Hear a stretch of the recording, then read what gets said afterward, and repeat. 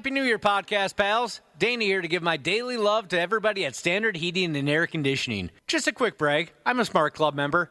And yeah, it's a big deal because when the polar vortex hits, your house will let you know real fast. That's why right now is honestly the best time to do comfort upgrades. Standard's running a ton of specials right now. Things like whole home humidifiers to fix that dry winter air, UV lights to help keep the air cleaner, and ERVs that bring in that fresh air without dumping the heat. Trust me, you will notice a difference in a big way. Be cozy this winter. Standard Heating and Air Conditioning, providing the comfort you deserve since 1930. Online at standardheating.com. The 93X Half-Assed Morning Show. 93.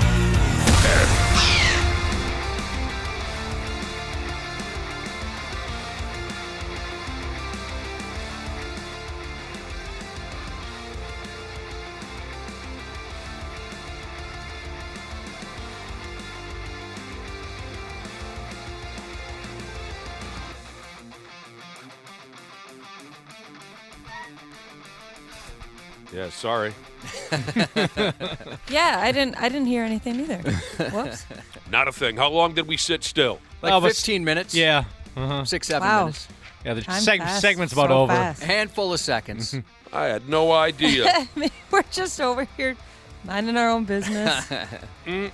Not a clue. Well, I suppose we got to get in there. The Thursday model of the 93X Half-Assed Morning Show. F me. You had to be there, right, Cubby? Yeah, you did. It's just not the same if you weren't. All right. Love is on the way. And I know what some of you are saying. What, do you want to start trouble by quoting Saigon Kick at 5:40 in the morning? No, I'm not. I'm not talking about the song Love is on the Way by Saigon Kick. 1992, I think it was, Josh. That was just my way of saying that Valentine's Day is this weekend, and I can't help it. I'm buried over here in articles on Valentine's Day, things like the cost of your average Valentine's Day date and things like that. It's unavoidable. It's a big deal for some people. We're going to have to talk about it. Valentine's Day for some people, It sure can be. They're up against it, yeah. It can be a trap where some people might say, no, don't make a big deal out of it. I'm not a Valentine's Day person. And then if someone doesn't recognize it, that might be some trouble for you. That's the worst. Yeah, I'll just straight up admit that I love Valentine's Day. Well, it's good. Yeah, there's nothing wrong with it. It's awesome. If you do, you should. They got me. What is it, commercialism or whatever? People say it's like all Hallmark a holiday? gimmick. Yeah, they got me. They got me hooked. So you're the type that keeps this ball rolling. Yeah, yep. There is actually a study done where it says almost everybody believes it's like as you called it, a Hallmark holiday. Like 82% of Americans say it's just to spend more money on stuff. Yeah, I I like it. When you're balancing new relationships at times, deciding exactly how much effort you put into it, you don't want to do too much and look like a psychopath if Right. you've been together just a little bit of time. That's always so awkward. If you start dating at the beginning of the year and all of a sudden a month in, it's Valentine's Day, that's a tough stretch. It's a pressure cooker. It is. Have you ever made that mistake, Josh, where you fell in love? Yes. And you got her a car or something after? I proposed to her on the Eiffel Tower. I didn't know what else to do. I panicked. I only had like a week to plan. You fall in love very easily. I actually don't. I mean, I enjoy people quickly. Don't that's you for sure. contradict me? I really don't fall in love very Love. easily. But I do give people maybe more chances than they deserve. Or I'll say this. I ignore red flags that I see longer than I should, if that makes sense. So have you had that moment where you were dating a girl and you went a little too crazy? Not really, no. Ah. I underdid it one year trying to be funny. I bought a girlfriend a case of oil. You know, I thought, I'm going to give you a practical gift. We can change your oil, like an activity together. And she didn't find it funny at all. I got her a gift That's card, crazy. too, to her favorite store. But I thought she'd see that I was joking around, and it did not go over well at all. Well, I would love a case of oil.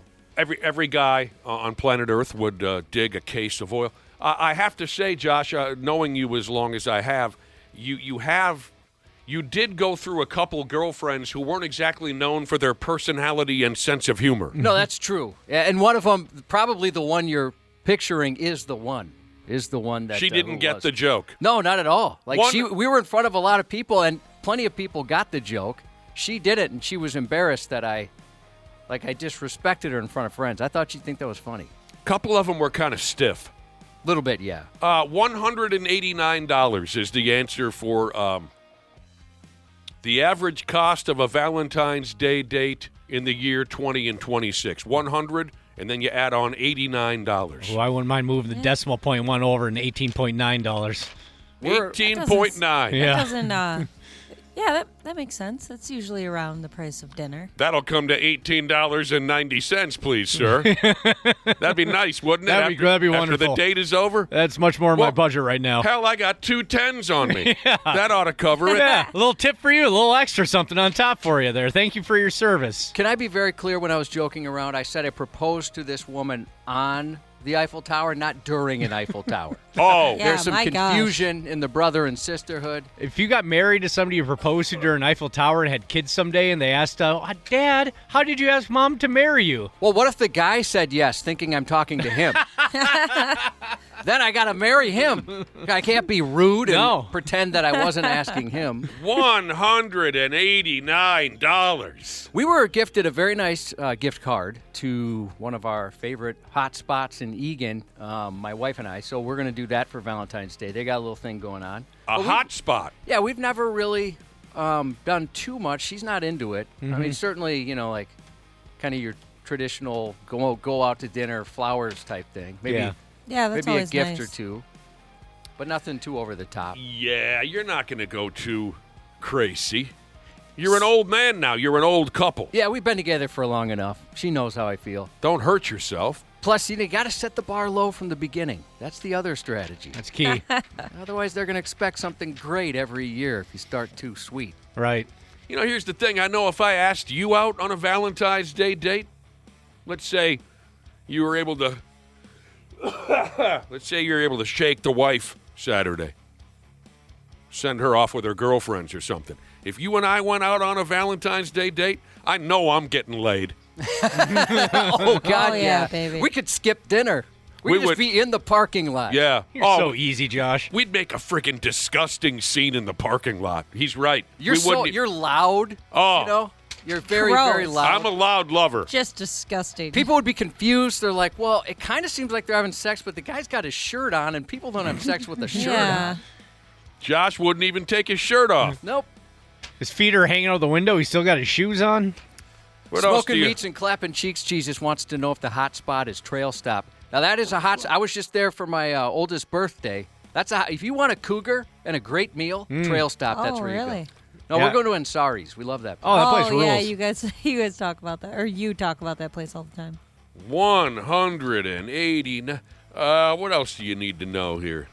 Because we might as well blow through this crap. Like I said, it's just stacking up. Everybody wants to talk about Valentine's Day. Oh, John Deere Jesus said that he and his wife, or he says lady, they get heart-shaped pizzas from Papa Murphy's. That was a tradition for us with the kids growing up. Yeah, I've done that a lot. That's Yeah. fun. I think we were I just did talking that about one that year. this week. Yeah, the arcade that I go to, Up Down, they do that on Valentine's Day. It's fun. It was like what? I don't know. Whatever.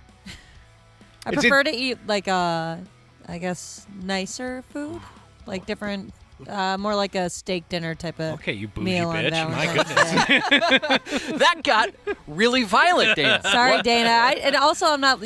I've told you guys this. I'm not like the biggest fan of pizza. I put like a million other things on it. To I make hate it good. pizza. What did What? you? Do you really? Of course not. Oh, I was going to say, what do you wow. call? What do you call her? A what? Bougie bitch. A bougie bitch. I mean, bougie, I thought, well, that's funny because that's a word she uses. You threw bitch on there, and that kind of punched me in the gut. Yeah, I went for it there. Once it's all said and done, $29.1 billion Oh, my goodness. will be spent on Valentine's Day? That's wild. Come on. There was a stretch of my life where I spent about 5 to 6 consecutive Valentine's Days in the romantic capital of the upper Midwest, Des Moines, Iowa. Ew, why? You did what now? We would go to Des Moines, Iowa every Valentine's Day for a good stretch of years, me and my ex. Why is that? I just mentioned Up Down, they do the heart-shaped pizza. It's a classic vintage arcade. The original one was in Des Moines, Iowa, before they had one in Minneapolis. And we loved going there so much that we would go there every Valentine's Day. And they got so many cool bars in that town. If you've never been to the Miller High Life Lounge in Des Moines, Iowa, That's a top 10 bar. That sounds so cool. Never been to Des Moines. Yeah, I've got family from there. It's surprisingly a fun city. I try to steer clear of the Iowegians. I was not a fan at the beginning when you just said the Des Moines, Iowa, but that does sound fun. Yeah, the Miller High Life Lounge, I'm telling you, that one is, it's, you walk in there, you're walking into a bar from 1974. Cool. It is all vintage, everything. It's very fun. They serve beer there at the Miller High Life Lounge? No, just non-alcoholic and soda. That's a bummer. Yeah. What? Yeah, the name's very deceiving. It is deceiving. I'd expect I could get a Miller High Life there. No. Bison in the basement, Jesus said his girlfriend, now domicile cohabitator, is a horrible organizer when it comes to important papers. He said he finally got sick of it to the point he bought her a file cabinet for her birthday. That didn't go over well, just like my case of oil, but he says we still use that file cabinet. Look at that. Can I tell you something? Go ahead. We changed her oil with some of that oil for a few different oil changes. Did you? So we definitely got our money's worth there. I'm so impressed you know how to do that. Change oil? Yeah. Nowadays, I don't know if cars are too complicated for me. Sure. Some people even buy Valentine's Day gifts for their coworkers. Oh. That doesn't mean I'm putting the pressure on anybody for You guys want some that means certainly done brownies that. or something? I was just trying to add something to the Some folks even buy Valentine's Day gifts for their coworkers. What did you say, Josh? I've done that before, sure. Who? Like just treats and stuff. Treats. Yeah. I don't like the word treats. I don't know why I use it. What? I love that word. Do you really? My dog enjoys it. Yeah. Now, and then I was reading about Valentine's Day dinner reservation scalpers. This is all brand new to me. This is funny. What? I'm going to try my best here, Ashley, because I don't understand. So what do I do here? I call a restaurant, usually a high-end joint, a joint that you know is going to be popular come Valentine's Day for suckers who have to blow the doors off for their significant others, right? Because we just discussed there's plenty of people out there who love it, take it very seriously. Ashley's one of them. So I'm the scumbag. This is how I understand it. I call the fancy schmancy restaurant in town. I say I need a table for two. And they say, sure. What's your name? Donnie. And then I go online and I post on social media, hey, I've got a table for two at the fancy schmancy joint. If anybody wants it, they give me $5,000. That's the way I understand it. Am I close? Oh, that's so bogus. That's essentially, after the first of the year, once Valentine's Day reservations open up, you can do it online now, too. You just can make a bunch of them to a bunch of different spots. And then for the guys who are now scrambling right now and are desperate, they're willing to, give you some money in exchange for that reservation. Right. So a sucker like Dana goes online. He's desperate. Well, okay. About a week and a half ago, I tried to make reservations for tomorrow night, like for a Valentine's Day thing, kind of for the family. And that was odd times. I mean, you could get in at 4 or 9. Right. So people had already trying to get ahead of Valentine's Day thinking we'll go Friday night. So I was even too late on that. Yeah, that sucks. I always do that. The times that I've been out to nicer restaurants on Valentine's Day, I will make like multiple reservations because I'm thinking, okay, well, then I'll let them choose like where we should go. I just want to make sure we have a spot. And so I don't make people pay for them. I'll just cancel them through the app. And then, I don't know, maybe some lucky son of a bitch that completely forgot to make a reservation is like, oh, hey, there's one left. So it's like you're doing something nice for someone. Yeah, I hope so. I hope those spots get taken. I imagine they do. Oh, I'm sure they do. I'd never heard of this little scam. So, you can find dinner reservations that are up for bid on Craigslist, Reddit. I've heard of those two joints, but there's another something or another out there called Appointment Trader. What a scandal. What a I'd feel pretty guilty doing that. Yeah, that's bogus. Maybe I'm stupid for that, but And this doesn't cover your dinner. And just in case folks are confused, this doesn't cover your dinner. This just gets you that table. Gets you in the door. At the fancy schmancy joint, so your date or your wife or whoever will be impressed. So Better be the best meal I've ever had. Right now, there's some scumbag sitting on 10, 12 reservations waiting for all that money to come in. from those last-minute people who are desperate. It is kind of funny, but I would never do it, obviously. You know, with one real exception, I've never liked fancy restaurants. I mean, one, I get uncomfortable. Mm-hmm. But also, it certainly take away the expense, stuff like that. The food is never as satisfying as it is at a regular place for me. I agree with you. And the portions are always way smaller, too. I've noticed. And I always have imposter syndrome. And if I'm at a fancy restaurant, I kind of look around like, I don't belong here. I'm trash. Yeah, I should put more than a hoodie on, I think. Right. And then, there's things on the menu that I can't pronounce sometimes, so I just kind of have to point, I'll take that rather than embarrass myself trying to, pronounce some type of food that I've never heard of before. It doesn't have to be a fancy restaurant. For me personally, it doesn't have to be a fancy restaurant for me to not be able to pronounce the... Dude, we went to Green Mill the other day, and my son's like, hey, how do you pronounce this? And I had no idea.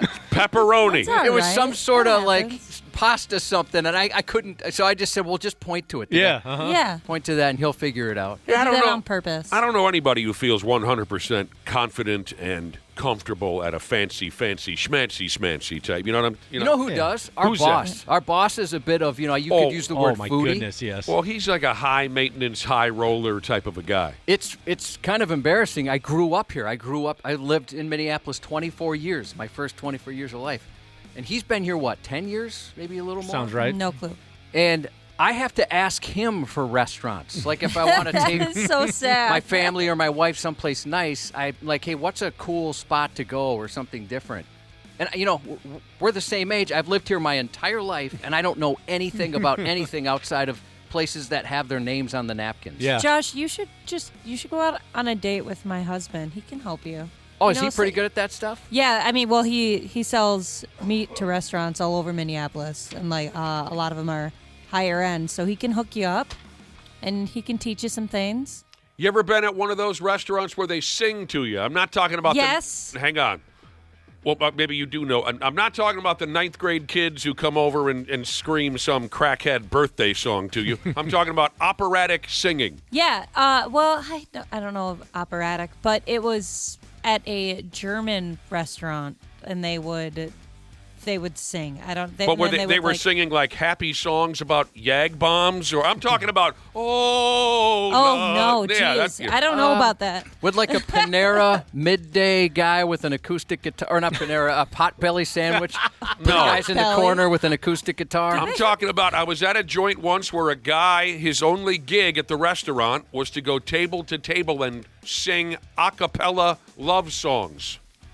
And then you got to sit there and awkwardly look at him and listen and nod along oh, this is great. I'm not uncomfortable whatsoever. Every single table tried their best. That's We were at a place where awful. they had a mariachi band.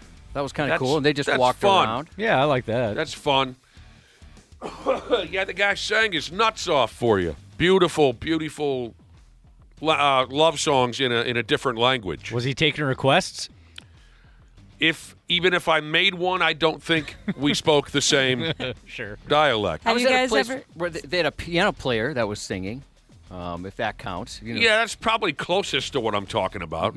Have you ever been at a restaurant and they have a magician walking around? No. No. Are you sure serious? that was sanctioned? Yeah, I swear. Yeah, the Look, I ground just made your round. wallet disappear. I don't Actually- think I've ever seen a magician. Yeah, when I worked at Red Lobster, there was somebody that was doing that. I'm not really sure how that got set up. And then my husband even has a story about him and his family were at some restaurant and there was a magician walking around, or a psychic, something like that. Probably the most uncomfortable thing I've ever seen at a restaurant, even more uncomfortable than the Italian singer. Now that I'm thinking back, I think he was an Italian gentleman. And beautiful singer. I don't know what he was saying, but it sounded very romantic and special. Even more uncomfortable than that was just this past Christmas. My wife and I went to a little cafe, and Santa Claus walks in the joint. Did I mention it was a couple days before Christmas? No, but that makes sense. Maybe I just thought you did. I don't remember now, and it was only 20 seconds ago. That happens to me. Couple days before Christmas, we're at this tiny little cafe. There's probably only 10, 12 tables in the joint. And Santa Claus walks in. And this man was a professional Santa Claus. It wasn't just some jabroni, who had too much to drink. And the cafe hired him to come by and add a little Christmas spirit. The place was, Santa Claus had the same script for everybody. He's a professional. So we had a few jokes about reindeer and what else does Santa Claus talk about? Rooftops, elves, right? maybe, Rooftops and reindeer. Yeah. He had the same jokes, the same script for every table, but the place was so small, I heard it 6 times before he got to our table that to sucks. dump the routine on us. I felt very bad for the guy because I don't think he knew he was walking into such a small joint and that everyone would. 80s You should made start me, whispering. Yeah. 80s made me, 90s raised me. She's said the restaurant she used to work at had a guy walking around making balloon animals during brunch. I've seen that before I would be when I was cool a with kid. that. Yeah. I would love that. I was at a place where they had like a band. They served pizza. They had a band. It was all like mechanical. Have you seen that before? That sounds familiar. Oh, like Chuck E. Cheese back in the day? Chuck E. Cheese. Yeah. That's what it was. The Rock-afire explosion. Yeah, I was kidding, of course. Oh, okay. Everybody knows Chuck E. Cheese and the Chuck E. Cheese band. Although, do they still have that? I don't think so. No. The last time I was there, they didn't. But they still had like that huge cash machine, or not? It's a ticket machine or whatever that you stand in and it goes flying everywhere. Or like Oh, those you- tornadoes, whatever they call those? Yeah. Did you guys ever do that? No. Oh, I always wanted to. Doing what? Where you step into that big machine at like Chuck E. Cheese and they have the tickets flying all around. I No. don't want to take a You ticket gotta, to the like- taint or something. That sounds A dangerous. ticket. I always thought you just like hold your shirt open. Here's That's a a good listener. strategy. It's the same strategy you have at Mardi Gras. Here's a listener in our Out There Summers who texted in to say he was once at a restaurant where a little miniature train delivered his food. Oh my gosh, I've seen that kind of stuff on like Instagram Reels, and that looks so cool. I want something awesome to deliver my food. Okay, I got you then. I'm not a sushi fan. Oh But darn it! a friend of mine, or some friends of mine, I should say, for whatever reason, whenever we go out, they know I don't like sushi, but we still go and get sushi. Maybe they're Yeah. trying to tell me they don't want to hang out with me. Rude. But one of the places we went to is in Roseville, and I'm sure somebody can help me. You've probably heard of it. They had robots that brought your food. Oh, wow. Oh yeah, I Like went they to a blink? Chinese restaurant once, and they had that. That was cool. I mean, I ordered, not sushi, and then a regular human being brought it out. It was I very remember disappointing. you. I remember you telling us about the robots. I barely paid any attention to anything anyone was talking about. I was watching these robots run around, and I couldn't believe people were acting like this was no big deal. They have eyes and they blink. Yeah, they blink at you, and they're just adorable. Do they talk? I don't remember them talking, no. That'd be birthday, so Paulie. cool. Yeah. Hi, robot. Yeah, Happy please, birthday, Paulie. 651-989-9393. Please help me with that. I know people are going to be aware of what this You is. went to a joint with robots. Robots just kind of scooting around. It was really, really cool. That's totally up your route. That's totally your vibe. So, real quick, back to this Valentine's Day dinner reservation scalper conversation. Again, scumbags buy up all the tables to the high-end joints, and then they go online and sell that reservation for millions of dollars. And a lot of lives have been lost, relationships ruined. It says here that certain big cities are trying to crack down on this. Restaurants, fancy restaurants in big cities are trying to crack down on this, make it illegal, get rid of some of this crap. So poor suckers, last-minute dinner reservation people aren't ending up on Skid Row with a meth addiction. I could see like doing this in New York being very lucrative business. Yeah, to I'm be sure in. there's some big cities. Definitely. Yeah, there's some people that would pay a lot of money too. Thank you to the Brother and Sisterhood Kyoto in Roseville. We've got one of those in Egan. Last time I was there, it didn't have the robots. Yeah, thank you. That's exactly what it was. You I've didn't seen- know, when you walked in the joint, you had no idea you'd be surrounded by robots. No clue. I'd go back there. And I'm sure their sushi is wonderful. It was packed. I'd imagine it's very good, but I'd certainly go back there just for the robots. You're just sitting like in the front watching the robots. I was for like hours. a little kid. And like I said, it was frustrating that nobody else thought it was super cool. That's so cool. That They were is so used to cool, it. dude. I would have been geeked out with you, Josh. Have you guys ever had to pay, like put money down for a reservation? Not to my memory. Yes. No. Yeah, where if you don't cancel, or if you have to cancel, and you don't do it within like a day, they keep the money. Yeah, and so this I've only done that once, and it's not like a fancy restaurant. It's kind of a normal place. Really? Lame. And I think they just got canceled on so much they decided we can't do this because it's popular, but it's kind of more a normal place. Well, a lot of sucks. people do that though, where they make multiple reservations and like I'll decide day of where I want to go, and then that Like Ashley? Yeah, I do that. and then that screws restaurants over. I did. No, I think they're usually fine. I mean, everybody wants a last minute reservation. Oh no, I know but people that work in the restaurant industry and own restaurants. They absolutely hate that. I never cared when I did. I was I'm a like, bougie cool. Now bitch. I said, now I get to work less. But Josh, shoot, I forgot what I was going to say now. What the hell were you trying to Darn say? it, what were you saying? I don't Talk know. about robots. Robots. Talked about putting money Deposits. down on a. Oh, yeah. The only time I've ever had to do that was when I went to like a nice restaurant in Washington, D.C. And I was like, what? I was like, I don't want to put down money for this reservation. I don't have a lot of experience with reservations, but I can tell you the best treatment I ever had at a bar restaurant, was all a mistake, but it was glorious. And it happened to me 2 or 3 times before they caught on to what they were doing wrong. And when I say they, I mean the folks who run the bar restaurant. For a brief period of time, there was a guy in my hometown who spelled his last name exact same as mine, and he was some mega high roller, big shot billionaire type of a cat, right? And he was kind of the talk of the town for one summer. Hey, have you heard about this guy? New high roller in town, right? We have the same last name, he and I.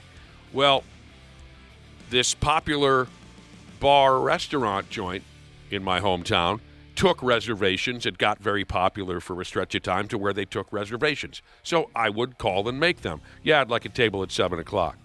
When I walked in, they thought I was the rich guy because we had the same name. Treating you nice? I didn't. I thought it was a joke. I mean, usually when you walked into this joint, even if you had a reservation, totally normal. One 8th grade kid would say, "Can I help you?" And I got a reservation and they'd walk you to their table. When they were thinking I was the rich guy, the whole staff was meeting me at the podium, the front podium. Did you realize right away what was going on? No. And then they seated me, and I'm thinking, wow, this place has changed a lot. Every 10 minutes, someone's coming over, different members of the staff, to make sure my meal is okay, to make sure that I have the right game on the television in front of me, to ask me how I'm doing, to ask me how I'm enjoying my meal. And again, this happened 2 or 3 times until somebody, I think it was one of my drinking pals, said, "Oh, they think you're that other born dude." That's incredible. It was a wonderful little thing. But what was funny was the first time I walked in when they realized I wasn't the guy, how brutal an awakening that was. At least you got to live like him. I did. I got to live like a billionaire for 4 nights. Yeah, go stand back by the dumpster. We'll bring you out your cheeseburger. Yeah. I had a similar experience, but this was at a shoe store. And I needed some dressier shoes for Randy Shaver's gala, right? And so he kind of dressed up a little bit for that, for his cancer research fund. Did you buy them really oversized, just like your suit? Well, about half an inch too. They're half an inch too long because my feet are full figured. I have hefty feet, and so to make it fit the width, I have to have a little longer. You went and bought some pretty shoes. Yeah, so I mean, it was at like a kind of a normal store, but just some nicer shoes there. I mean, it's the same place you get your tennis shoes, but. So I walked in, and I kind of go over there, and all of a sudden I'm being helped like crazy. I'm like, my gosh, the customer service here is incredible. And I got to the front to pay. You look down, someone's sucking on your toes. Wow.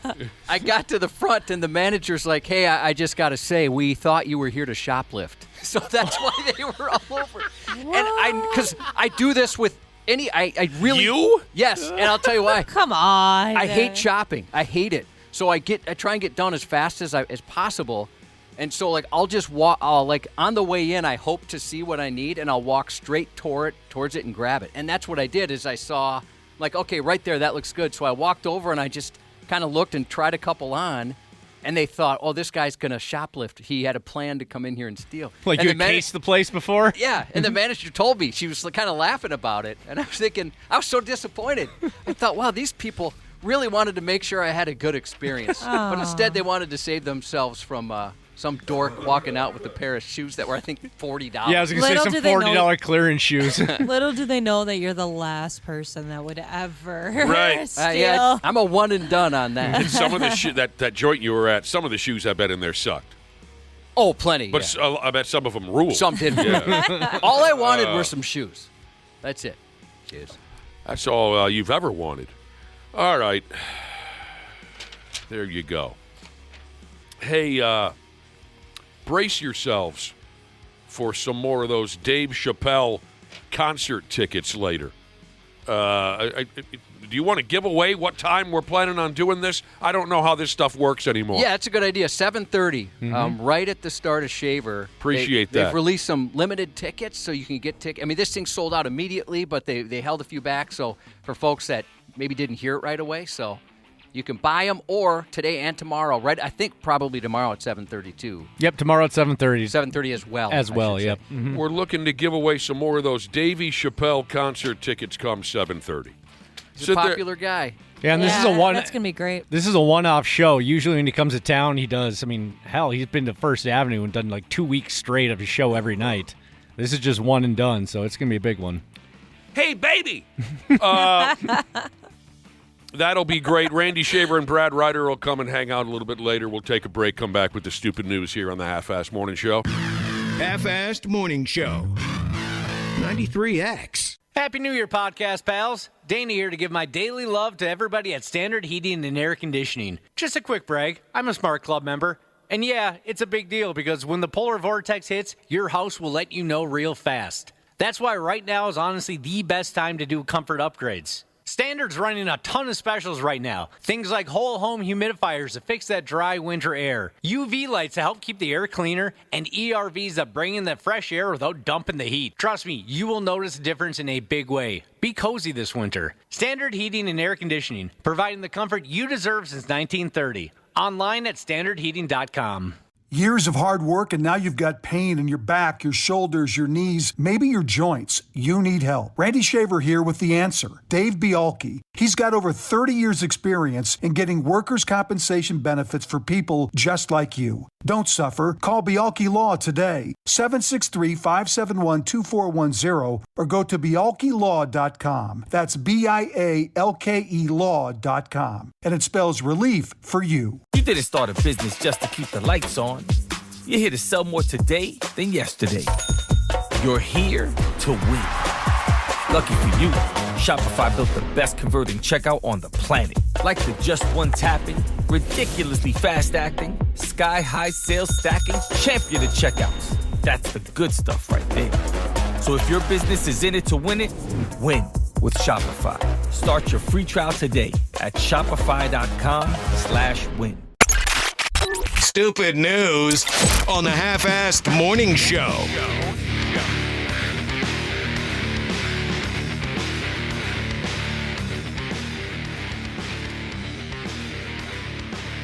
You all right over there, Kubsky?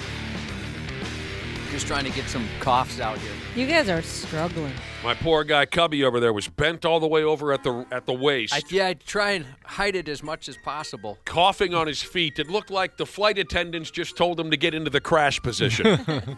Coughing on his I've heard feet. it referred to as the American taxpayer position. Bent over as far as I could. Does that All make right. it on the air, by the way? I have my mic off, and I just duck underneath this counter to see if it makes it or doesn't make it We on weren't quite live yet, I think, when you No, were. yeah, there. Mike's But weren't on. I've been doing it a lot. You haven't heard it? No. Good. It's good. It's good. All right, we were having such a grown folks conversation about love and whatnot a few minutes ago. Love! I love love. With Valentine's Day a couple days away, we were having this grown-up conversation about love, our feelings. This is going to be a hard right-hand turn here. Because I got to warn you, this is gross. Unsettling where we're going with our first stupid news story here. It's nothing brand new, I don't think. I think most folks probably have heard of this before. It's nothing brand new, but advances are always being made, especially with important inventions like this here.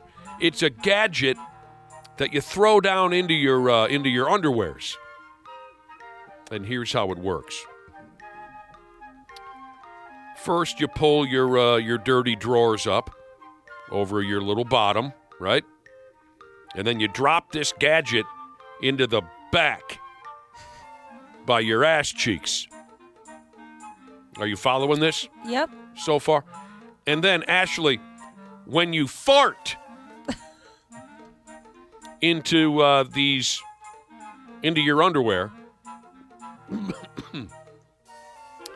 that little gadget will read your gas and tell you how your guts are doing overall. You know, gut health is very important. You hear more and more about that. Yeah, they've been bothering us about it. I don't know if I'm buying it, but they've been bothering us a lot about that. You do hear it quite a bit now. Ashley, can you say the F word now that you have a child? To him, yes. You still have trouble saying it? Yeah. Does it in bother front of you you guys? Yeah. In front of us? Yeah. Does it bother you as much just to hear it? Because before you'd basically want to leave the studio if somebody Not uttered- as much. No, not at all. But I guess like I can say burp, no issue now. That's pretty big for me. I guess this is a dumb question because I've never had any kids, but do babies fart? Like all the time. Oh, really? Yeah. That's hilarious. It's okay. I'll be honest though. I think it's funny now. Yeah. It's hilarious. You've seen the light, Ashley. Like- You've seen the light. Because we're just vibing there. He's just like chewing on something and going about our business, and then he'll just let one go. And I'm like, oh. Today's Thank show you. is young, but Do Babies Fart sounds like a good podcast title. I like it. Yeah. That's perfect. One less thing for us to do after the show. It's disgusting. So again, you drop this little gadget into the back of your underwears. And when you fart, it will measure how your guts are doing overall. I was correct in assuming that you guys have heard of things like this before, right? Yeah, around, I think it was always around Christmas, and maybe it still happens, but we would have an advertiser that would talk about that charcoal underpants or something you'd put in your underwear to kind of mask how odoriferous things could be after like a Thanksgiving meal or something.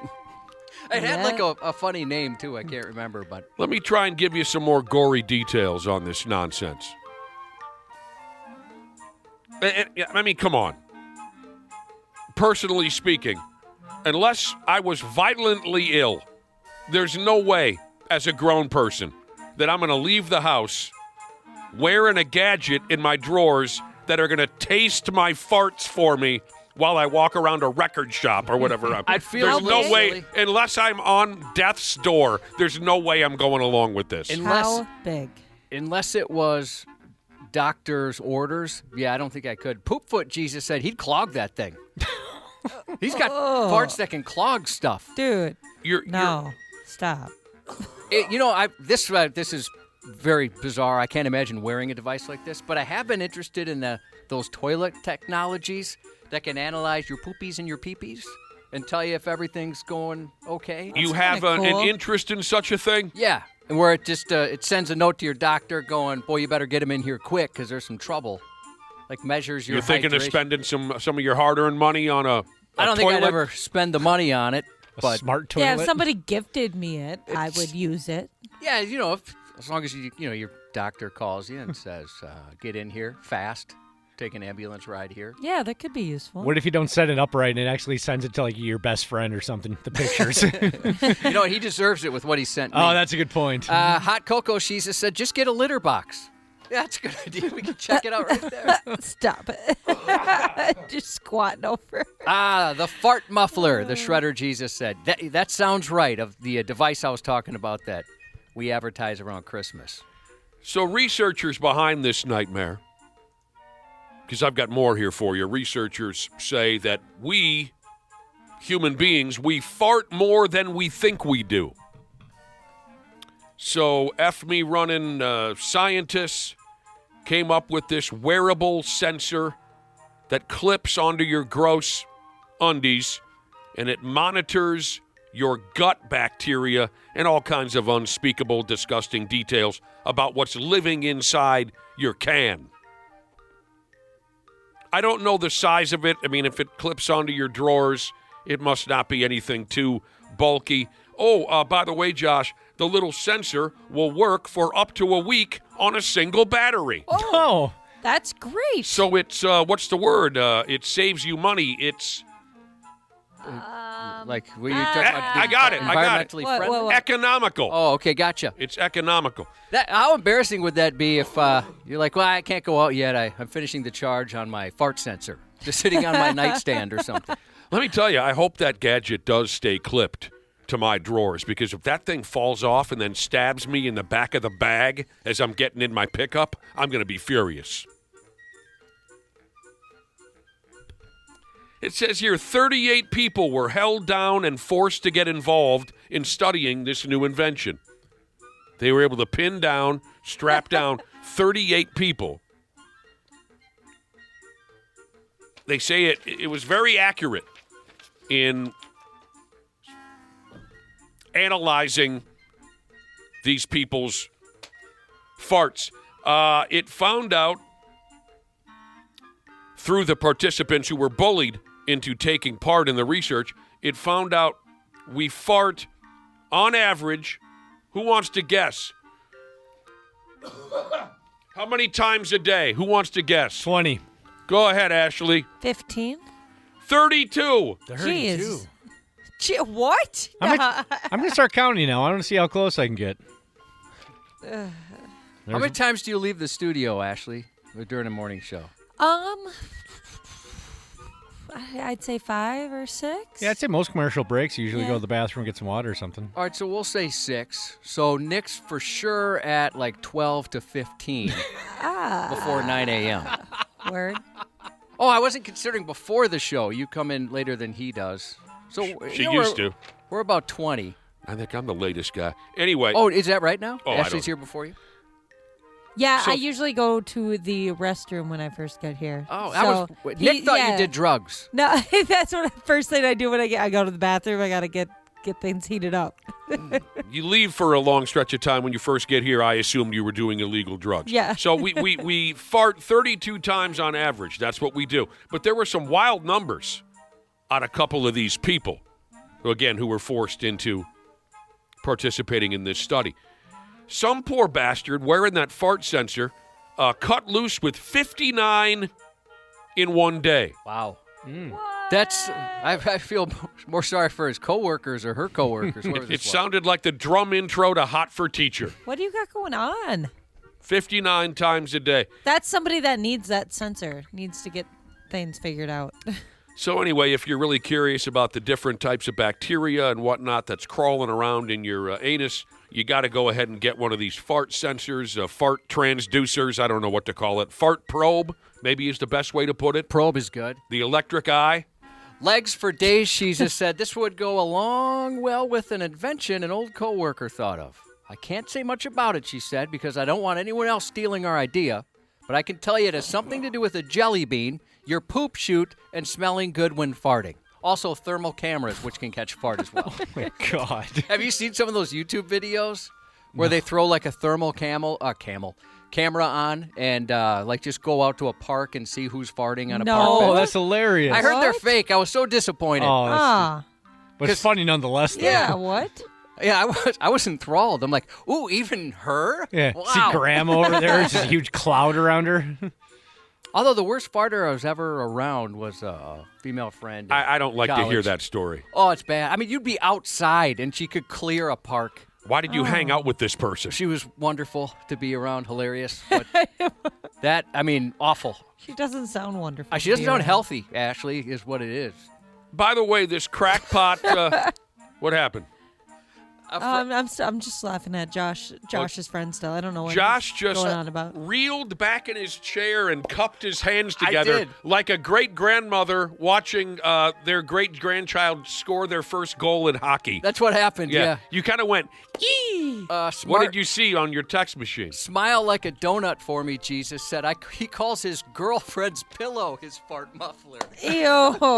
What's wrong with you? How would you respond, Ashley, if you No. found out your husband's been muffling his farts in your pillow. You'd wake up Divorce. Are you trying to give me pink eye? What are you doing? Yeah, pinworms. Is that the other one? Yeah. Heck no. I would be so livid. I'd be so done. Oh, done. I would leave somebody. Yeah. I think you'd kill somebody. I couldn't Nick. trust him Yeah, anymore. in a heartbeat. This scientific team that came up with this psychotic idea.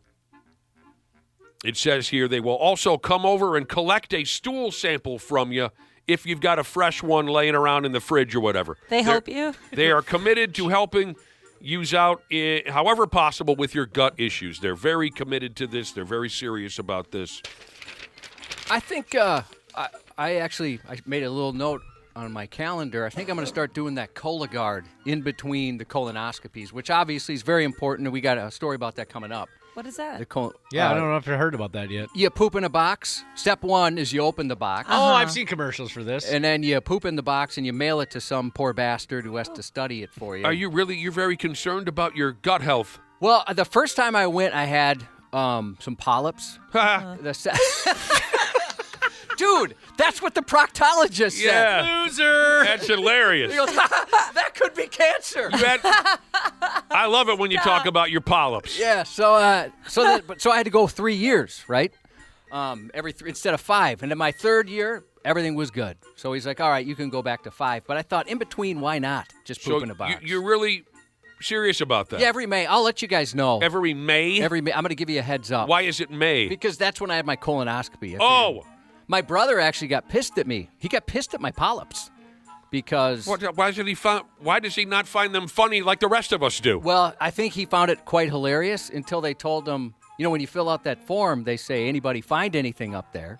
And he said, yeah, my brother had some polyps. They laughed, obviously. Yeah. And said, well, you're going to have to come in here in 3 years too, dude. Oh, no. And he was mad at me about it. Not so funny now, huh, Yeah, it buddy? wasn't funny. I'm just picturing the logistics of pooping in a box. Do you just set it on top of the toilet seat? Just squat. Boy, I don't know. Just squat. I'm sure they have instructions. They ask you to have someone hold it for you. Nah, just... you don't put it on a... did register it. You have right someone away. who gets in the catcher's position. They squat and they hold it open for you. Then they fold send it. somebody for you. No, it has to be a family member. Oh. How'd your brother get pink eye? He caught my number 2 in a box. And you really got to love somebody. Well, yeah, tell us if you really go through with this, Josh, because that's ridiculous and disgusting. I'll do it here. Yeah, it is disgusting. It's demoralizing, but I'd like to catch it early if I have something. Here's a UPS driver that says we pick up those drop off those boxes all the time. They call them S boxes. Yeah, do it in studio, and then we'll post it at 93x.com, the video. I don't think that's illegal. I'd imagine there's all kinds of technology to make it less gross. I never thought about the UPS driver having to bring that over there. Yeah. Why didn't I think that far ahead? You'd want to use gloves on that day. Maybe now I can't do it. Oh, dude. Josh hand delivers it. It's got to go to Washington, D.C. or something. Yeah. And he drives it. You could have put this in a box before you hand delivered Here's it. a guy that says don't poop in the box because if they find anything abnormal, your next routine colonoscopy is out of your wallet, son. Really? I had no idea. No way. What would Brad Pitt say if he saw that box? Oh, God, I don't want to. Do you have the energy for Yeah, I think I do. What's a push pop? it? Close. What's a push pop? Very close. What would you rather see in that box? What Brad Pitt saw in the movie Seven or Josh's turds? Who are you talking to? Is it anybody Nick? in general? Oh. The severed head or turds? Severed head all day. You'd rather see your loved one's severed head. Oh, I don't forgot it think was that's loved much of a one. difficult question to answer. And I'm kind of offended you wouldn't want to see what I can make. I made it for you. Stop. Here All you right. go, Dana. Happy Valentine's Day, buddy. We got another one of these here while we're on the topic of friggin' feces. We got another one of these where the toilet stopped working on the airplane and human feces ends up rolling down the aisles like an evil slinky. And, of course, there's video. Some kind of Philippine airplane ride went to hell way up in the sky, don't you know? They were going from Los Angeles, California to the Philippines. I wouldn't know, but that sounds like a poke to me. Oh, it says right here, 15-hour plane ride. That's wild. We were just talking to our boss. He's got a fiance who is from London, And we were asking about the flight to that, and it was 8 hours, I think he said. Yeah. And they were acting like that was nothing. I think I'd be miserable on an 8-hour flight. Maybe it goes by faster than you think. I've done it once. It's miserable, Josh. First time I met our boss, I think I said to Josh, he looks like the type of guy that's going to have to go all the way to England to get laid. And I was right. You nailed it. I was right. Although you said after you met her that there's no way the two of them are having sex. Oh, my gosh. I don't think that there's a physical relationship between the two. And you should explain why. I don't remember what I said. Because of how attractive she is. She's so gorgeous. Yeah, and he's a mutt. She's so gorgeous. I went home and I told my husband about her. I think one of them ends up dead. But anyway. I could listen to her talk all day. 2 words. Green card. Let's get back to this nightmare airplane ride.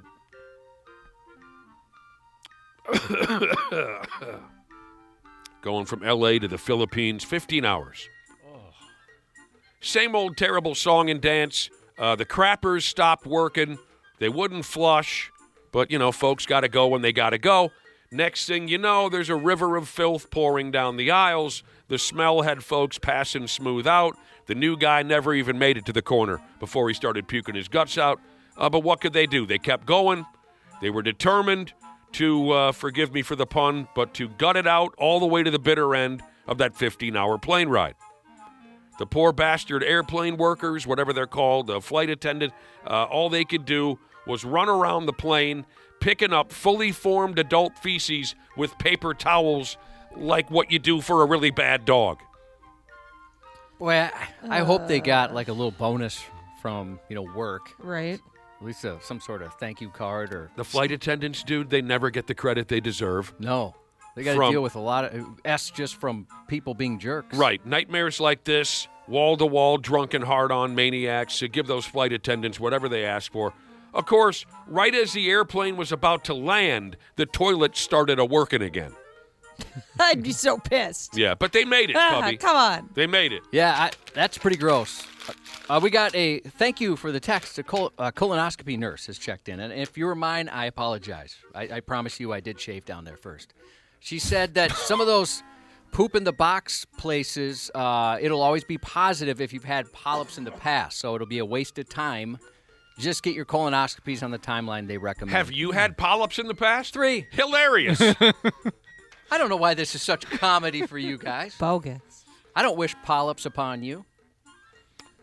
All right. Well, now we don't get to see Josh poop in a box in studio. Can you do it just for fun? I still can. And Just by the for way, laughs? every day people text in stuff that makes me jealous I could never come up with. Somebody, when we were talking about the poor UPS person who has to bring the poop, he said it gives a new meaning to what can Brown do for you?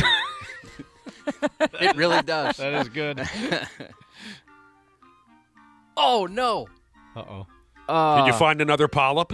No. 4 now? No, yeah, I'm checking Dana. Oh, no, that's a Lego. Duck You, Jesus said, someone left their Cologuard box on the counter at their work with some UPS boxes. Oh. It says at a food warehouse. What? Did someone cracked it open? I don't know. How, maybe it must say on the outside. It was like, leaking? Don't open, poop in your... Ew. Oh, gross. Sorry. If you've got a grandpa or maybe an elderly father living in an old folks' home right now, you might want to make a telephone call over to the Blue Hair Motel and ask them to up that heart medication if this kind of thing is going to happen in the disgusting Gator state. The cops had to arrest an employee working at what they call here a disabled adult care facility. This gal had to be arrested. She and some of her girlfriends wouldn't stop twerking on the old fellers. It wasn't just one gal that was putting on this twerk-nado show over there at the old folks' home. 4 women's were, quote, dancing in a sexually explicit manner known as twerking inside the facility in front of and on disabled patients. You guys watch Landman? Yep. Yeah. You learn from there that the old folks' home, they're horny. I mean, we've certainly heard stories, but in that show, They party. yeah, they want really to drink. So I wonder if they were cool with it, or I hope they had a good time. I mean, I know hope I so, would. too. Yeah, I would think what a wonderful thing to happen, but obviously, if they're not, this is terrible. Someone caught this on video. Says here one female in the video even cracked one of the old timers in the mug with her sweater cannons, and he passed. Died a happy man. Yeah, he went out the way he wanted to. The gals were hanging upside down from a sink, table dances. This turned They into went for something. it. This is something the boys in the old folks' home probably hadn't seen since they went to Thailand for R&R when they were in the service, for Christ's sake. Funny and all, but that ain't right. These old boys need to take it easy in there. I think these gals were smoking crack or something. This is great. Teacher, she's called me a pussy. Oh. Why? Yeah. Could be for any number of reasons, but I'm excited for her to narrow it down here. She said, "You pussy. I had 11 polyps popped out of my pooper, and they didn't even knock me out." Well, yeah, I think I was drugged up when they pulled my. But I don't remember it all. Yeah, you're right. Okay. Well, fire her back. Challenge her to a 11. polyp off. Yeah. What do I need to eat to get more polyps? I'm gonna get more than you, teacher. She's and we'll see who the pussy is. I'm gonna have it removed, not even by a doctor. I'm gonna go into a Home Depot. I'm the tough guy in this relationship. Oh, Just go up there with a toilet snake and grab them. Now, in all seriousness, I hope everything's all right back there. Yeah. I'll tell you right now. Well, you know what? If you're back to this old folks' home or this disabled folks' home, if they were cool with it, they should just schedule something like that. Have the girls of Rick's Cabaret show up, and I mean, I think that'd be pretty nice, personally. Sure. And then the folks that aren't interested, they can play cribbage or watch The Price There's is Right. Play plenty. bingo. There is plenty to do. Josh, you're going to want to eat a lot of processed meat, a lot of fried food, and a lot of sugary snacks. Oh, you looked it up? Yeah. Then you'll have polyps everywhere. I must be the best in the business Why? because that's my exact diet right there. What's your name again? Ashley. And when I had my colonoscopy, the doctor described my colon as glorious. Thank you. I They were must be. complimentary my second time. I must be something special. You cleaned up your act, and they're like, now this is what we're talking about. This is a colon. Now, that's a colon right there. All right, we got time for one more, I think. One of those Amazon drivers got pinched for a DWI down there in Texas. This prick, he yard sailed somebody's mailbox while he was trying to deliver packages to folks. He disintegrated someone's mailbox with his vehicle. The neighborhood cops showed up for this, and when they talked to Dinkus and asked him, what gives, they said he smelled like hooch. They dumped one of those sobriety tests on him, and he sucked. You're not expecting that. Before the police were able to get there, someone who witnessed this vehicular mailbox murder, they chased the driver down and pulled him over. So the drunk delivery driver man tried to swerve out of there, but someone stopped him. It says here when they rolled up on this Amazon driver man, he was trying to push something called buzz balls down a storm drain. Oh my gosh, that's what he's drinking? What are you doing, dude? I had to look that up. You've heard of buzzballs? Yeah. I always see him at the register of the liquor store, and they just look like something I probably would have gotten into when I was like 19. Exactly. That's something that you just don't buy. Oh, so is that a kind of a common? Is that new? Yeah, kind of. Yeah. I mean, I don't really go. I mean, that brand is new. I that's- had never heard of that's actual- buzz balls. It says here, Josh, they are pre-mixed alcoholic cocktails sold in round plastic containers. Yeah, they're kind of. They look like a pop can up top, and then it's kind Oh. of like a vase on the bottom almost. So- At least the ones I saw. guess they've been around for a while. It's about the size of like a Magic 8-ball, maybe, a little bit smaller. But I've seen so many different like variations of these. People love drinking out of anything that's circular, I guess. Circular. Yep. So he was trying to destroy the evidence. When this gal pulled him off to the side of the road, he was trying to push these buzz balls down the storm drain. I bet he looked like one sad jag-off while he was Yeah. while he was doing that.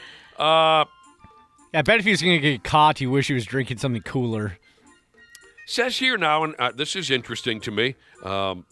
Says here, many people don't realize Amazon delivery drivers are often independent contractors who own their own truck. They're not direct Amazon employees, if that matters at all to you. I've heard I that. didn't know that. Yeah, I've heard that for, like, if you see an Amazon truck, it's Amazon. Mm-hmm. But I've heard, like, sometimes if you notice, you'll see, like, a rental truck. Yeah. Or people in their own vehicles. Yeah, it kind of sketches me out at first. All of a sudden, some guy jumps out of a truck and is walking up to my doorstep. I'm like, what's happened? Oh, he's got a package for me. I actually had this week or the last 2 days, my mailman's been followed by a lady in an SUV. And the first time I thought, is this His one of those- ex-girlfriend. Does he need help? I don't know. I did think, like, is this a package thief? What's going on? But she wasn't really hiding it. So I thought, do I call this in? Because I love my mailman, Craig. Call him in. Who would you call? Like the post office and say some lady's following the guy. Yeah. And then she was there yesterday, and yesterday there was like a, what's it called? Like a magnet on the side of the car that said Postal Service. They didn't have that on the first day. Because I wonder if somebody did call in and say, hey, there's somebody casing Yeah. Craig right now. Tailing the mailman. So Not Craig. I don't know what's going on there. So this drunk delivery driver down there in Texas who bashed somebody's mailbox to death, he's not the only problem. Multiple folks in this neighborhood say they've had issues with reckless driving by delivery drivers. One lady said a delivery driver swallowed up her entire fence with his delivery truck. That would She suck. hasn't seen her fence since this guy came rolling through. What the heck, dude? Drivers regularly speed. They go speeding up and down residential streets with no regard for little clueless children or adorable pets or turtles or anything. I'm at that point now where everyone's driving too fast in my friggin' neighborhood. I even got one of those little signs and stabbed it into my front Oh yard. my God. Did ya? Slow down, Who puke are bag, it you? says. I'm tired of this. I'm tired of it. I- There's no reason to be going 51 miles an hour on a residential road, you friggin' jag-offs. Yeah, I know what you mean. Have you guys noticed it's been different on the roads this week? I was telling Nick, like, incredibly aggressive people at 11 a.m. I mean, there's a guy, like, just brake checking folks for no reason. He got a whole bunch of us. I have no idea what happened. What a jerk. And he was in a work vehicle. I think everybody's just beyond stressed out right now. I don't know, man, but it's been really odd the last couple days. We had the same problem up at our cabin, my dad's fishing shack. Tiny little dirt trail, middle of nowhere. As soon as they tarred that pig, there might as well be a guy on a ladder waving a green flag. As soon as they tarred it, for years, it was the dustiest, slowest little country road. Then they tarred it, and everyone turns into Kyle Petty, right? Even once, we even got aggravated by how fast people were riding their bicycles down the damn thing. You did? Yes.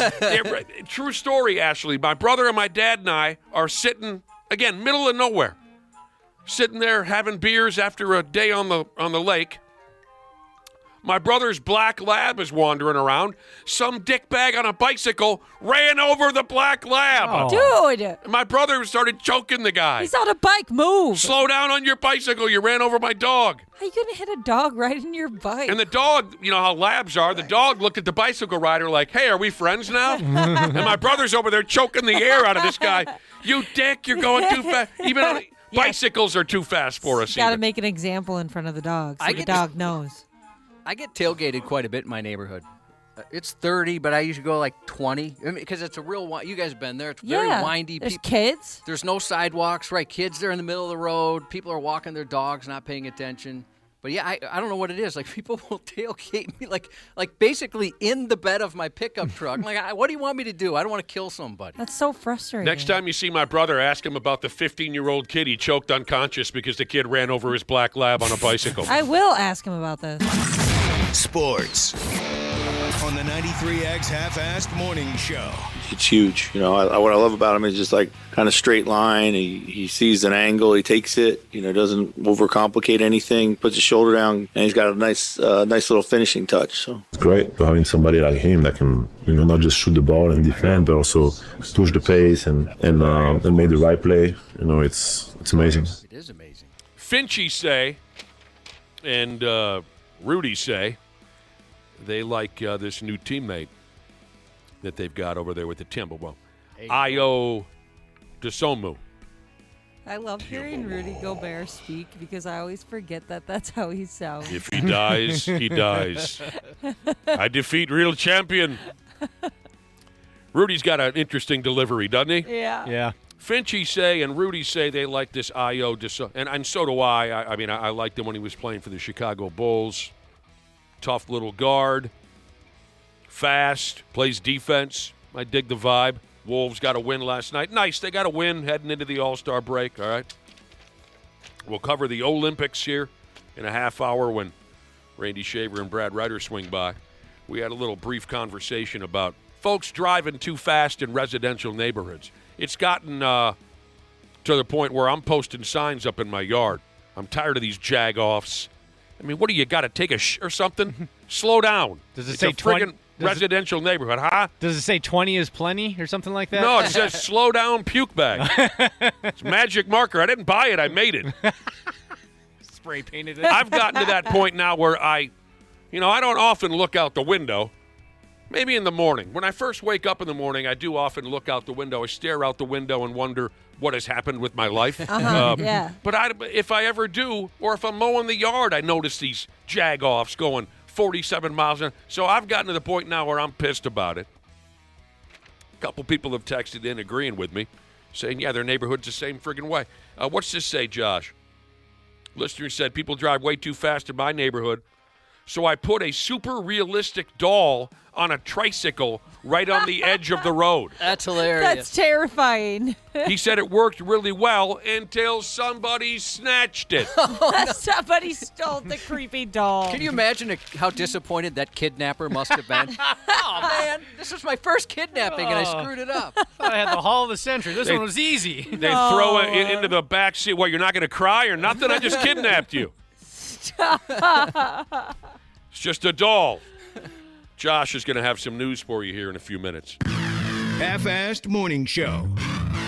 93X. Happy New Year, podcast pals. Dana here to give my daily love to everybody at Standard Heating and Air Conditioning. Just a quick brag. I'm a Smart Club member. And yeah, it's a big deal because when the polar vortex hits, your house will let you know real fast. That's why right now is honestly the best time to do comfort upgrades. Standard's running a ton of specials right now. Things like whole home humidifiers to fix that dry winter air, UV lights to help keep the air cleaner, and ERVs that bring in that fresh air without dumping the heat. Trust me, you will notice a difference in a big way. Be cozy this winter. Standard Heating and Air Conditioning, providing the comfort you deserve since 1930. Online at standardheating.com. Years of hard work, and now you've got pain in your back, your shoulders, your knees, maybe your joints. You need help. Randy Shaver here with the answer. Dave Bialke. He's got over 30 years experience in getting workers' compensation benefits for people just like you. Don't suffer. Call Bialke Law today. 763-571-2410 or go to bialkelaw.com. That's BIALKE law.com. And it spells relief for you. Mic Drop. You ready? Let's do it. Hosted by former Navy SEAL Mike Ridland. It's unfiltered. You know, you go to the sound of the gun, bam, you're gone. It's weird. I mean, I've had so many near-death experiences. It's raw. I love this country. I offered my life to serve this nation and protect its people.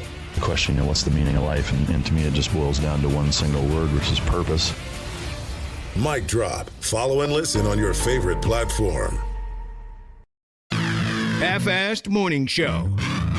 93X. On August 31st of last year, I became one of the many, many millions of Americans and people around the world who found out I have cancer. It was stage 3 colorectal cancer. So I'd been experiencing some symptoms. I went in to get a colonoscopy and felt really, really good as I was coming out of anesthesia that I had finally done it and looked into it. And as I was coming out of the haze, the gastroenterologist said in his most pleasant bedside manner, it is cancer. Well, some sad news yesterday as James Van Der Beek, the actor who endeared himself to generations of television viewers as a star of the 1990s and early 2000s drama Dawson's Creek, he passed away yesterday at only 48 years old. He met his final days with courage, faith, and grace, his wife Kimberly said on Instagram. For now, we ask for peaceful privacy as we grieve our loving husband, father, son, brother, and friend, she added. In early November 2024, Vanderbeek announced he'd been diagnosed with stage 3 colorectal cancer. He chronicled his experience living with cancer on Instagram, where he frequently paid tribute to his wife and children for their support. He was best known for playing Dawson Leary at the center of Dawson's Creek. The show ran for 6 seasons, became a classic of the teen drama, and later found new life on streaming services. Dawson, I want us to still be friends, and I want to know that you don't hate me. Just words, Joey. Just words. Because after you're done dispensing your pleasantries here, you're going to turn around and you're going to walk away from me. Aren't you? In the years Dawson's Creek was on the air, Vanderbeek nabbed a string of film roles. He cameoed in the first Scary Movie and Kevin Smith's Jay and Silent Bob Strike Back. He played a high school quarterback in Varsity Blues, released in 1999 to solid box office returns. In recent years, he starred in the 2-season procedural CSI Cyber. James Vanderbeek is survived by his wife and their 6 children. Well, ain't that terrible? That's too bad. Only 48 again. Yeah, it was a tough one for everybody, especially people my age who grew up with Dawson's Creek and Varsity Blues. That movie was always on when I was in middle school and high school. Just loved that movie so much. Had to throw it on yesterday. I just watched Dawson Creek not too long ago for the first time. I was looking for something to watch, and I've heard that that's pretty good, and that's terrible that he's passed away. You do enjoy it, though? Yeah. Dawson's Creek? Yeah, of course. It's right up my alley. And sad about Varsity Blues, too. The movie came out in 1999, and now James Vanderbeek, Paul Walker, and Ron Lester, 3 of the players on the team, have all passed away.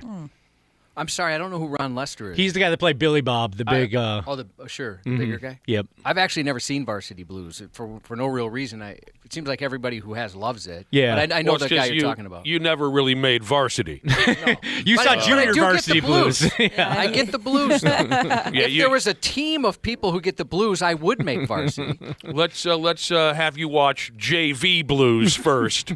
And then we'll see if you're ready for Varsity Blues. I'm more team manager blues. Yeah. If they have that. Yeah. Male cheerleader blues.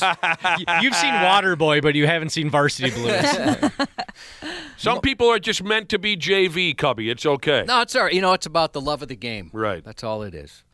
Most parents are just trying to get their kid to look up from a screen for 10 seconds. So this next story is either inspirational or deeply inconvenient for self-esteem as a parent. A 13-year-old boy is credited with saving the lives of his mother and 2 younger siblings after an hours-long swim when the family was swept out to sea off the Australian coast. Swept out to sea? Yeah. This is an insane What is story. this, 1600? How did they get swept out to sea? A mother and her 3 kids were kayaking and paddleboarding on rented gear from their hotel.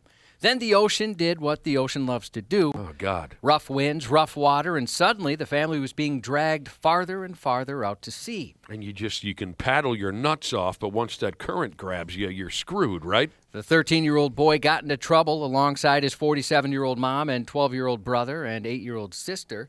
So he made a call no teenager should have to make. He headed for shore on an inflatable kayak that started filling with water. When that failed, he ditched the kayak, ditched his life jacket, and began his long swim back to shore. I had to take off my life jacket, thank God. Only a couple of weeks before I learned how to take off the life jacket in water, just started swimming. It took me a couple of hours to get to shore after that, and when I hit the bottom of the floor, I just, I was like, how am I on land right now? Is this a dream? For about 4 hours, through rough seas, on sheer determination and positive thoughts, he swam to shore. 4 hours? 4 hours swimming. And how old of a kid? Teenage kid? 13. My God. I suppose if there's ever an age where you have a shot at that, I guess 13 would be it. He reached shore. I could see my son's motivation to be to plug in his cell phone to charge it, not to save the family. Right. He reached shore around 6 p.m. and raised the alarm. My name's Austin, and I'm outside the beach. Mm-hmm. I have 2 siblings. We went out on a kayak trip, and we took it out to sea, and we got lost out there. We couldn't get back to shore, and Mum told me to go back to get help. And then I haven't seen them since. I think they're kilometres out in sea. I think we need a helicopter to go find them. I think I need an ambulance because I think I have hypothermia.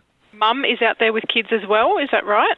Yeah, and I don't know what their condition is right now, and I'm really scared. And he's Wow. calm through the whole thing, too. That's what I'm mostly shocked by. He was cold? Yes, calm, I said. Calm, but I'm sure cold as well. Yeah. A helicopter found the rest of the family more than 2 hours later, clinging to a paddleboard after drifting about 9 miles, spending up to 10 hours in the water. Police Inspector James Bradley said the actions of the 13-year-old boy cannot be praised highly enough. His determination and courage ultimately saved the lives of his mother and siblings. His mom later said, "One of the hardest decisions I ever had to make was to say to him, try and get to shore and get some help.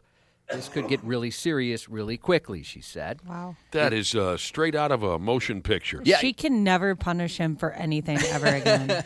Remember when I swam 4 hours to save your life, Mom? You're supposed to be in charge out there. The Western Australia Police Force was so impressed that they said they hope they can join forces with Austin in the future. That'll be a movie. Yeah, I could see that being a movie for sure. I'd watch it. Wow, 4 hours he swam. After a frantic search began for a toddler in Kentucky, an unexpected hero appeared to save the day because sometimes salvation arrives slobbery. A savior with an abundance of body hair, a wet nose, and a habit of humping stuffed animals helped authorities find a missing 3-year-old boy, a mysterious neighborhood dog, which a post from police described as a 4-legged friend who reminded us that heroes come in all forms. More than half a dozen officers responded to a report of a missing young child and launched an urgent search on foot. A drone and helicopter circled overhead as they worked to locate the child, but they had no luck. Until the quadruped with a milk bone obsession stepped in, seemingly out of nowhere, and started barking at one of the responding officers. As I'm walking to the front, the craziest thing happened. There's a dog, Officer Josh Thompson said. That's not that crazy. It would bark at me to tell me to hurry up. It led me all the way to the backyard. At that point, I'm thinking, okay, this kid's in the backyard, he said. Sure enough, the dog led officers straight to a car and sat near the back bumper. The child was inside the vehicle unharmed. It led me all the way back to the backyard. At that point, I'm thinking, okay, this kid's in this backyard. The dog went right to the back bumper. Goes to the back bumper and just sat there. Yeah, he's right here. I don't think I've ever seen a happier kid in my life. He jumped out of the car, bear hugged my neck, and wouldn't let go, the officer said. And I don't know where the dog came from, but it was a blessing from God that day.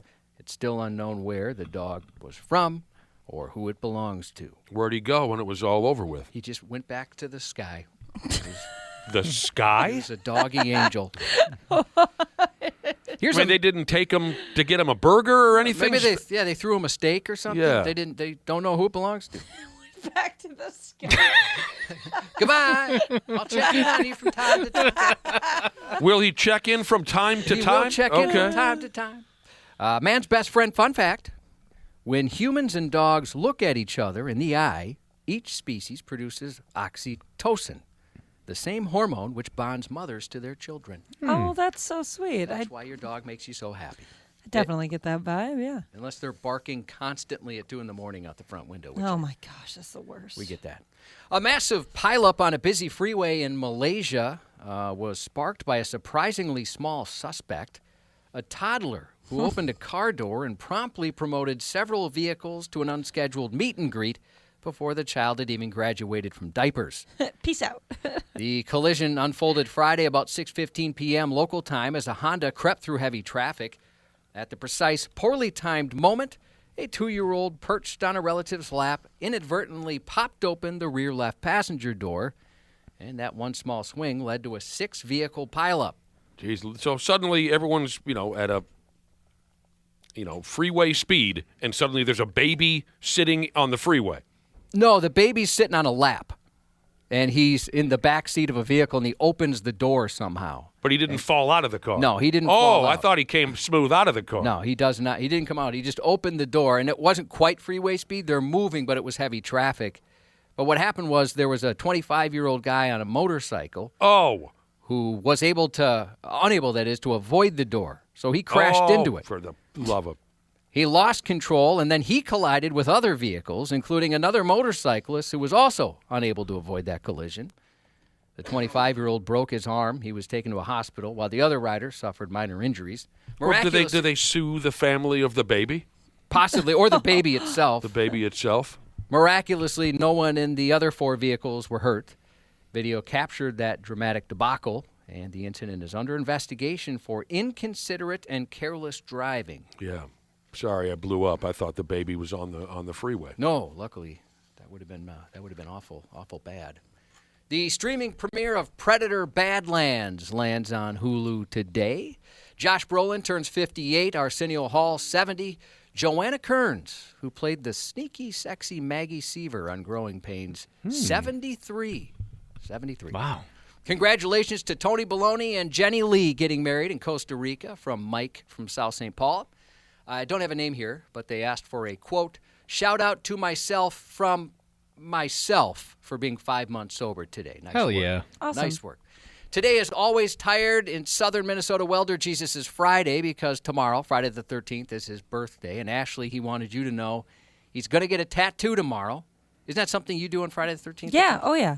That's awesome. And it'll be a tattoo of commemorating he and his wife's wedding anniversary, October, Friday the 13th, 2017. Oh, that's so cool. That's awesome. Happy birthday to Hung Like a Seahorse Jesus from your sister. My brother has a small penis Jesus. Happy 42nd to Hellbound Jesus. And that's 93X News. Randy Shaver and Brad Ryder on the Half-Ass Morning Show. Here's Elizabeth Lemley from Vail, Colorado in her Olympic debut. Moving into gold medal position. And her teammate Jalen Koff looking to make history. Koff, silver medal. The Americans 1 and 2. Jordan Stolz is coming. Now he goes to work on the inside corner. And here goes Stolz blowing right past Yannick DeBow. The best speed skater in the world flies to an Olympic record and the lead. Jordan Stolz solidifies the top spot, golden. We got plenty of that Winter Olympics noise here a little bit later. Oh, lots and lots of Olympic jibber-jabber. It's a thrill to talk to the boys again. We got the Randy Shaver, Brad Ryder thing happening again today. Hello, fellas. Hello. Good morning. Before we all fall down and touch ourselves, let me holler at our listening audience real quick. We promised this earlier, so by God, we better get to it right now on the Luther Bloomington Kia text line. Text comedy to 651-989-9393. Comedy, C-O-M-E-D-Y. And that's your chance to win tickets to Dave Chappelle coming up Monday at Grand Casino Arena. You can head on over to 93x.com for more information. This prize... His prize is brought to you by Live Nation. Good luck. Go ahead and have some laughs at the Dave Chappelle program, will you, next Monday? We should mention they've released some limited tickets if you're interested in going if you don't win today. But we do have tickets around this time tomorrow as well. Absolutely. Free. Limited tickets have been released, but we'll have some. That's great. Absolutely great. All right. We might as well swing right over to Italy. What happened yesterday? Team USA added 5 more medals to the pile. What were you playing audio of there? What do you have there, Joshua? Moguls? We got moguls and the speed skating. Speed skating, moguls. What else did the United States win? Ice dancing. The Super G. You're a Super G. You know what the G stands for, don't you? Gangster? Grant. Grant! That's what we won yesterday. Your thoughts, Randy and Brad? I watched pretty much all of that stuff. Jordan Stolz was amazing. What does he do? What does he do? He's the speed skater out of Milwaukee. Fantastic. An Olympic athlete that came out of Milwaukee, huh? Well, the speed skaters always come out of there. They do? That's what do they got going on over there? Hayden and all those guys. Yeah. Sure, they all come out of Milwaukee. Friggin' Milwaukee. I had no idea it was the speed skating capital of... Some good speed skating facilities there. Yeah, Stolz is amazing, though. And this is just the beginning for him. I think he's going to win more than just 1,000 meters. I think he's a favorite to win a few other races as well. So. I got a question. How fast do they get going? 38 miles an hour. 38. Wow. No, thank you. 38 miles an hour on speed skates. I would die. Well, if you fell, yeah. I would just die. If you fell, you might have a good shot at breaking a rib or something like that. Yeah, I think you'd live to tell the tale, Ashley. For a brief time, yes. On your way to the hospital. Yeah. Where you pass. Why'd you guys let me Graphically. do this? They've got those little bumpers on the side, right? If they crash, I think. Yes. Yes. Yeah, they fill it with sawdust or jelly beans or something. It'll. I mean, this is a different kind of race than the other short track speed skating stuff where they're so close and tight that crashes are, it seems anyway, inevitable to happen. You know, these are just two people on the track at the same time, so there's a lot of room to navigate. All right, I was asking how fast a typical speed skater goes round and round in a circle. I'm not the only one with questions about some of these Winter Olympic events. According to what I'm reading here, these are the five most common questions that people have been asking on Google, specifically directed at the Winter Games. 5 most common questions. Why do ice skaters wear gloves? It says here, obviously, some are looking to keep their fingers warm, but others are protecting them from falls. Yeah, oh God, you mean you're pirouetting in the sky, right? You're a figure skater, and somehow you bail and you skate over one of your hands. I would think it would help the blood flow throughout your whole body if your whole body's warm. No, that's what I'm going with. Okay. Yeah. And I would also say if you watch the skaters, whether it's ice dance or whatever, there's a lot of times where at least the woman is got her hands on the ice. I mean, they're doing such intricate moves that sometimes, I mean, I've seen them with, like, she's on her knees as they're moving across the ice. So, maybe that's to help them be able to do those kind of things too. I just, I would think more than anything, I don't want to, if I end up standing on one of my hands with those ice skates on accident, yes, I don't want to be wiping with a stump for the rest of my life. So I'm going to wear something to. Why do speed skaters wear glasses? Anybody want to try and answer for me? They're going 38 miles an hour. If you were going 38 miles an hour with nothing to block your eyes, I mean, your eyes would water up or dry up pretty quickly, either one, I think. To protect their eyes from the wind, I'm going to give Brad Ryder credit on that one. Yeah. And from ice chips kicking up from the guy in front of you. Makes sense. Then the ice gets into your... Oh, my God. I bet and that then hurt. the eye falls out. Oh, ow. What do you know about this one, Josh? Let's try Josh. How do you steer if you're in charge of steering that luge wagon? Mostly your calves, shoulders, and you shift your weight around. See, here's the answer I have in front of me. Mostly with your calves, shoulders, and by shifting your weight around. Wow. I read the article. You nailed it. Boy, you nailed that, Josh. Says here the luge wagon has handles, but they don't really steer. They just anchor. They're just to anchor yourself to. Yeah, just to hold on to. So you can make those tiny movements. Did I guess it right? Make those tiny movements? 100% accurate. I'm on the same wavelength. The wording is perfect. How fast these are the most common questions people are sending to Google while falling in and out of sleep watching the Winter Games in Italy. How fast do snowboarders go in the big air competition? What? It says here they go up to 50 miles an hour. And the last question, how is curling scored? The answer is, who cares?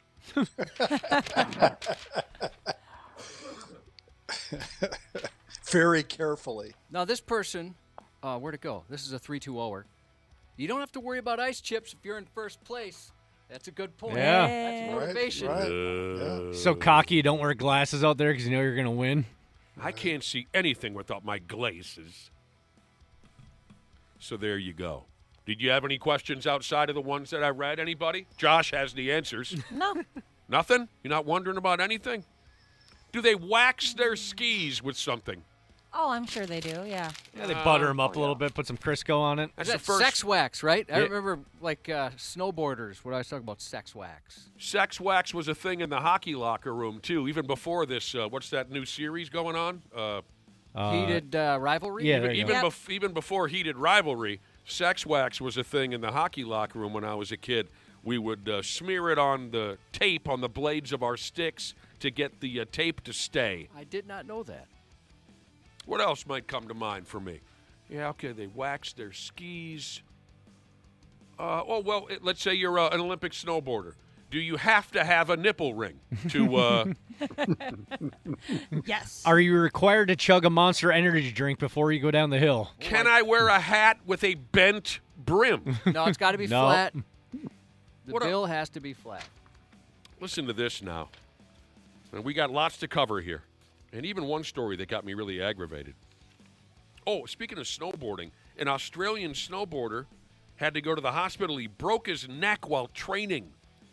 He was practicing whatever version of snowboarding that he does, and he broke his damn neck. Dude. That's terrible. Friggin' high-maintenance Canadians. They never change. This is just typical, isn't it?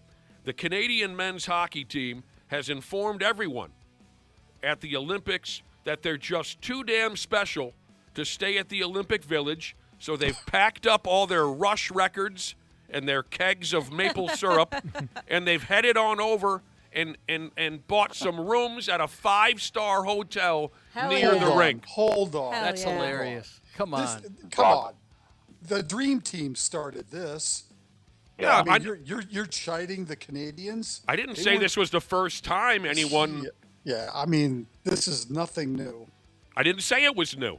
I said it's typical high-maintenance Canadians. They didn't have any Labatt's in the Olympic Village, apparently. They got on a team bus. They told everyone, hey, we're not staying here. We're the Canadian men's Olympic hockey team. The last thing they shouted from the bus, Josh, was, we're not your buddy guy. I'm not your guy, buddy. But they're going to miss out on all that ass, though, in the Olympic Village. It's funny you bring up the ass, because a Team USA player, Matty Tkachuk, currently playing in the state of hockey, Florida, for the Florida Panthers, but he's a member of the American men's hockey team. He said, I don't know what's wrong with these Canadian punks. He said, I've had some great times hanging out with the rest of the athletes here in the Olympic Village, playing cards and watching other events, he said. Plus, he added, I like to bump. Yeah, I think I'd want that the experience. Yeah, wouldn't you? absolutely. Yeah, it almost seems like summer camp almost a little bit, you know? Like at college, I loved living in the dorms. Yeah, it I'm was so a glad blast. I did it. I'm always Canadians. jealous looking back and wish that I had a chance to do something like that, yeah. They're too good for the Olympic Village, Randy Shaver. Like I said, nothing new. Not saying it's new. Why do you keep focusing on the new thing? The American Men's Hockey Club, right? Bunch of blue-collar lunch pailers, those boys, right? They're sticking with tradition. They're crashing at the garbage Italian Super 8. Those kids don't have any money. Yeah, okay. Just regular guys. Only NHLers, yeah. I'm just trying to build up the hype for that gold medal game. Right. I'm trying to build up the angst and the anger here for that supposed gold medal matchup. Who the friggin' hell do these Canadian kids think they are?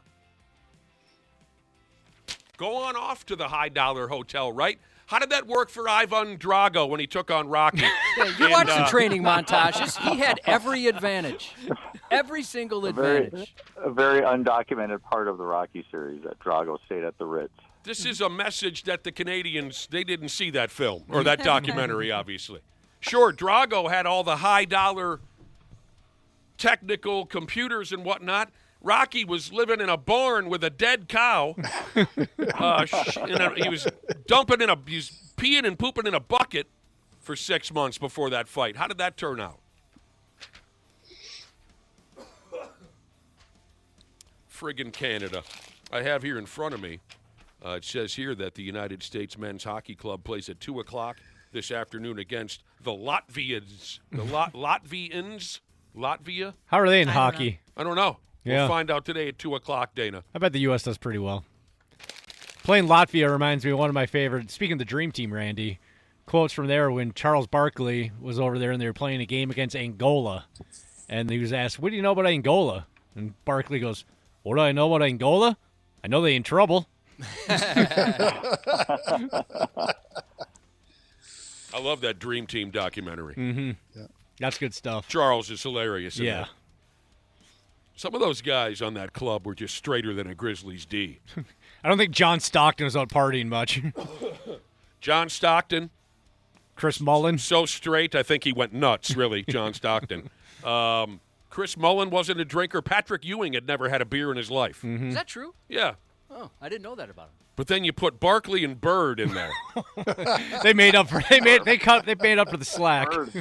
Bird made up for all of them Yeah. based on the stories you hear about him. I love that documentary, and I think Charles has a direct quote where, in some of their preliminary games, like I think you were mentioning, some of the preliminary games they played before they went to the actual Olympics, they went to these tropical islands and just stomped nameless countries to death just to get some warm-ups in before the – and Charles Barkley said one of these islands they were staying on, he said, one night I tried to go beer for beer with Larry Bird. And he said I was hungover for 3 days. He said, Larry Bird drink Budweiser beer. He looks like he could throw him down, that's for sure. People are always looking for a new reason to bitch these days. As cool as it is to have drone camera footage at the Olympics, I'm sure you've seen it. Big cinematic camera shots It's of incredible. fools sliding down a hill or the folks on the luge. Folks are claiming that the sound of the drone camera whining in the background is causing them to consider tearing out their eardrums with a shrimp fork. I heard people complaining about that over the weekend, wondering why they can't remove that it was distracting. Here's a little example. Flying over these finishing rollers, and Lindsey Vonn makes it to the finish line. I'm sure you've heard it. I don't like that. Yep. Oh, that makes me nauseated.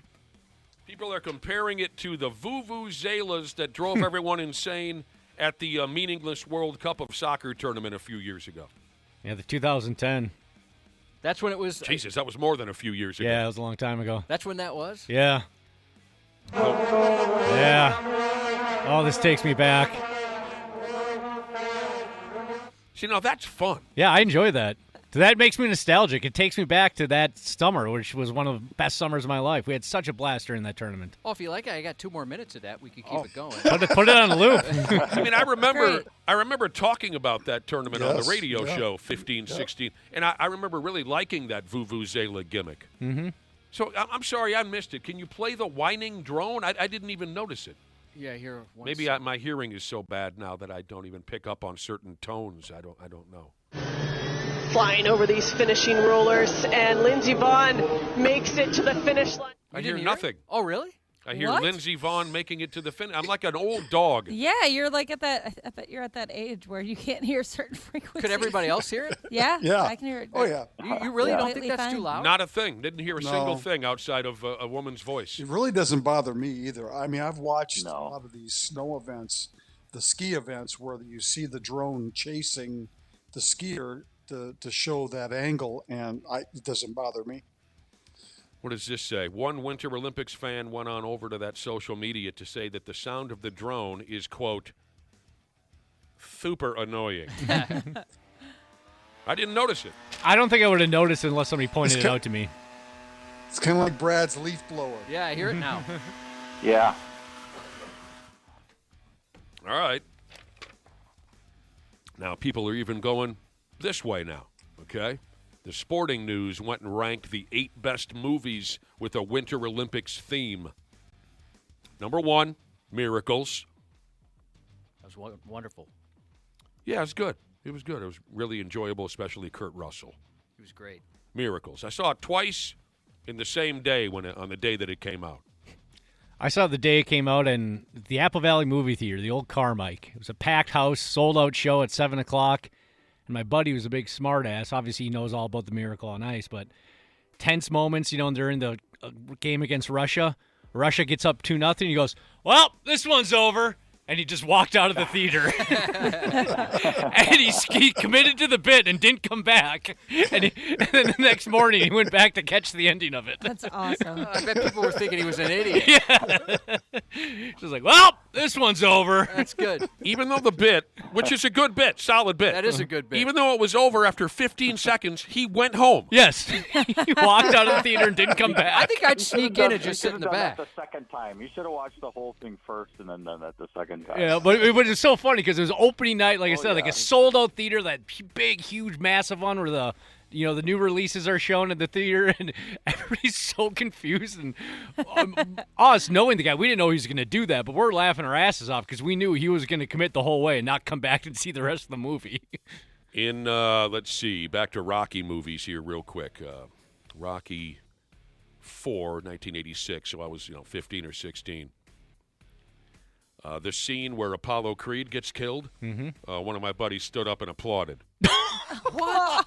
Like sarcastic? Was he joking? Well, of course he was joking. Oh, I was going to say, well, you've got some brutal friends. So. And a few people in the theater were emotionally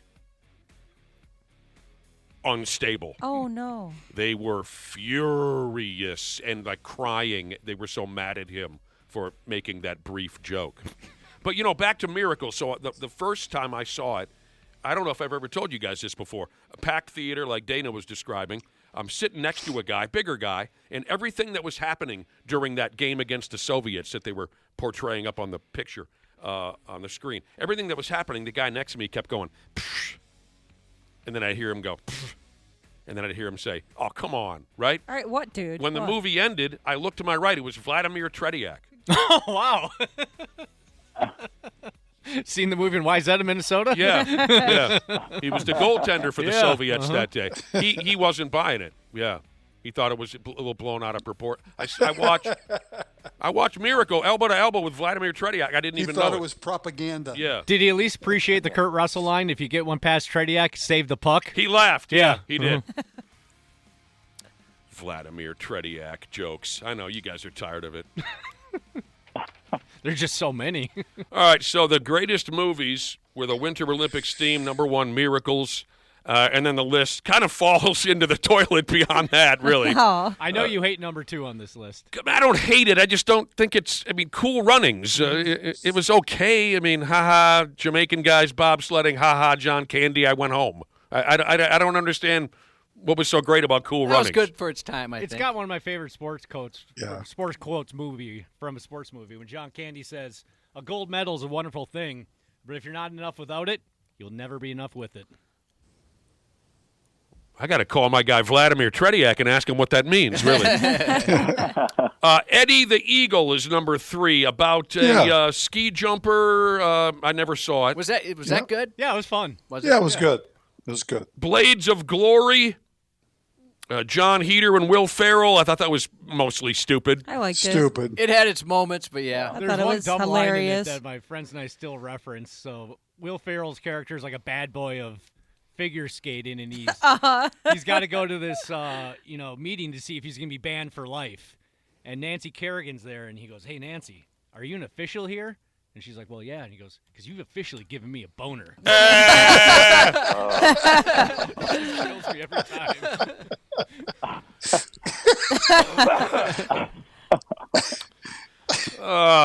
You know who did not enjoy Blades of Glory? Boris Mikhailov. Is that another Russian hockey player? Yeah, one of the. You were sitting next to him at a movie? No, he was at my house. Oh, okay. Oh. You guys have movie night once a month. He was the top scoring forward for that 80 Olympic Soviet team. Boris Mikhailov did not find Blades of Glory amusing at all. What else is in here? Tanya. I remember seeing that, the story of Tanya Harding. Yeah, it was very good. Margot Robbie was fantastic. Oh, she's in that? Mm-hmm. Oh, shoot. That might be worth watching. It was fun. It was fun. It's bizarre. And it's all true. Mm-hmm. And that was a comedy, right? I never saw it, but somebody told me it was a comedy. Dark comedy. Yeah, dark comedy. Yeah. Josh, I think you'd like it. The dude that plays Jeff Galooly is very funny.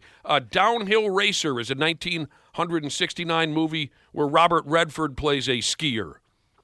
Take a word for it. Okay, these again are supposedly the 8 best movies with a Winter Olympics theme.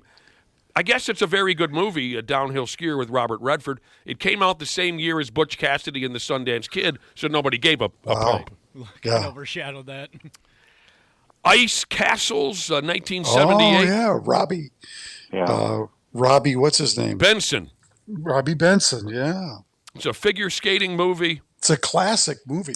I remember the title. I was a Robbie Benson fan when I was a kid. I thought he was cool. And the last one on the list, there was not a lot to choose from. Because the last one on the list is simply one of the absolutely worst acted movies I have ever seen in my lifetime. Oh. It is so brutal. And it's a movie from 1992 called The Cutting Edge. Is that the hockey player and the figure skater fall in love? Yes. D.B. Sweeney. I hope he's not, sick or dead or anything, but he is just simply one of the worst actors that has ever been hired to do anything related to electronic entertainment. All right. Sorry. That dude is so bad at acting. It's almost like the people who put this list together wanted to go for a top 10, but once they got to that one, they decided, no, we're done. We'll round this off at 8. Yeah, right. I really don't know if they had. Did they have anything else to choose from? Is any? I don't think so. Yeah. No. Well, it's not Olympics, but there was a movie about the 1994 Junior Goodwill Games, the U.S. hockey team that beats Iceland in a shootout for the championship. Can't you just save it?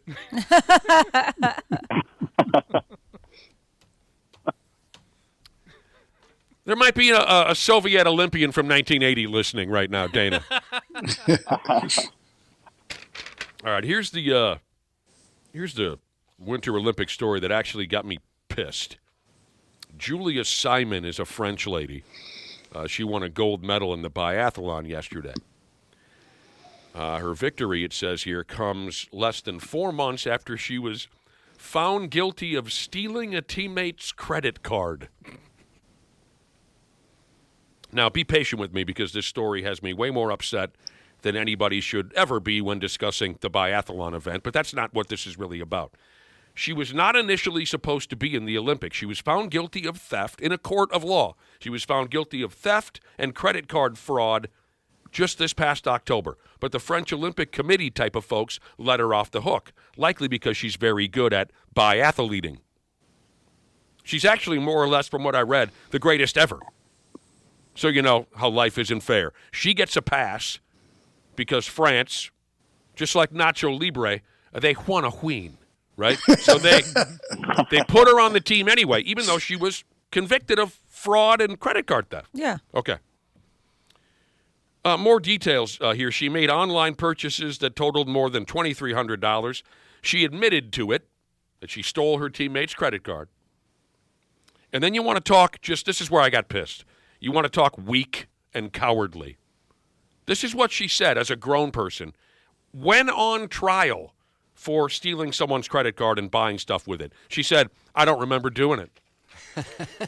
Yeah, you know what that's like, right? She admits to doing it, but doesn't remember. Doesn't remember. I usually forget when I steal a lot of money from somebody. Right, and we're supposed to believe that, right? We're just supposed to say, oh, well, sure, I've been there. It's all right, girl. How pathetic.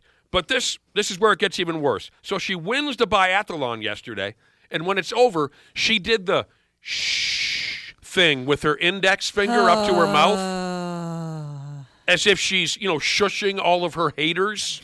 That was frustrating. You know the bit, right, Cubby? Oh, yeah. Right.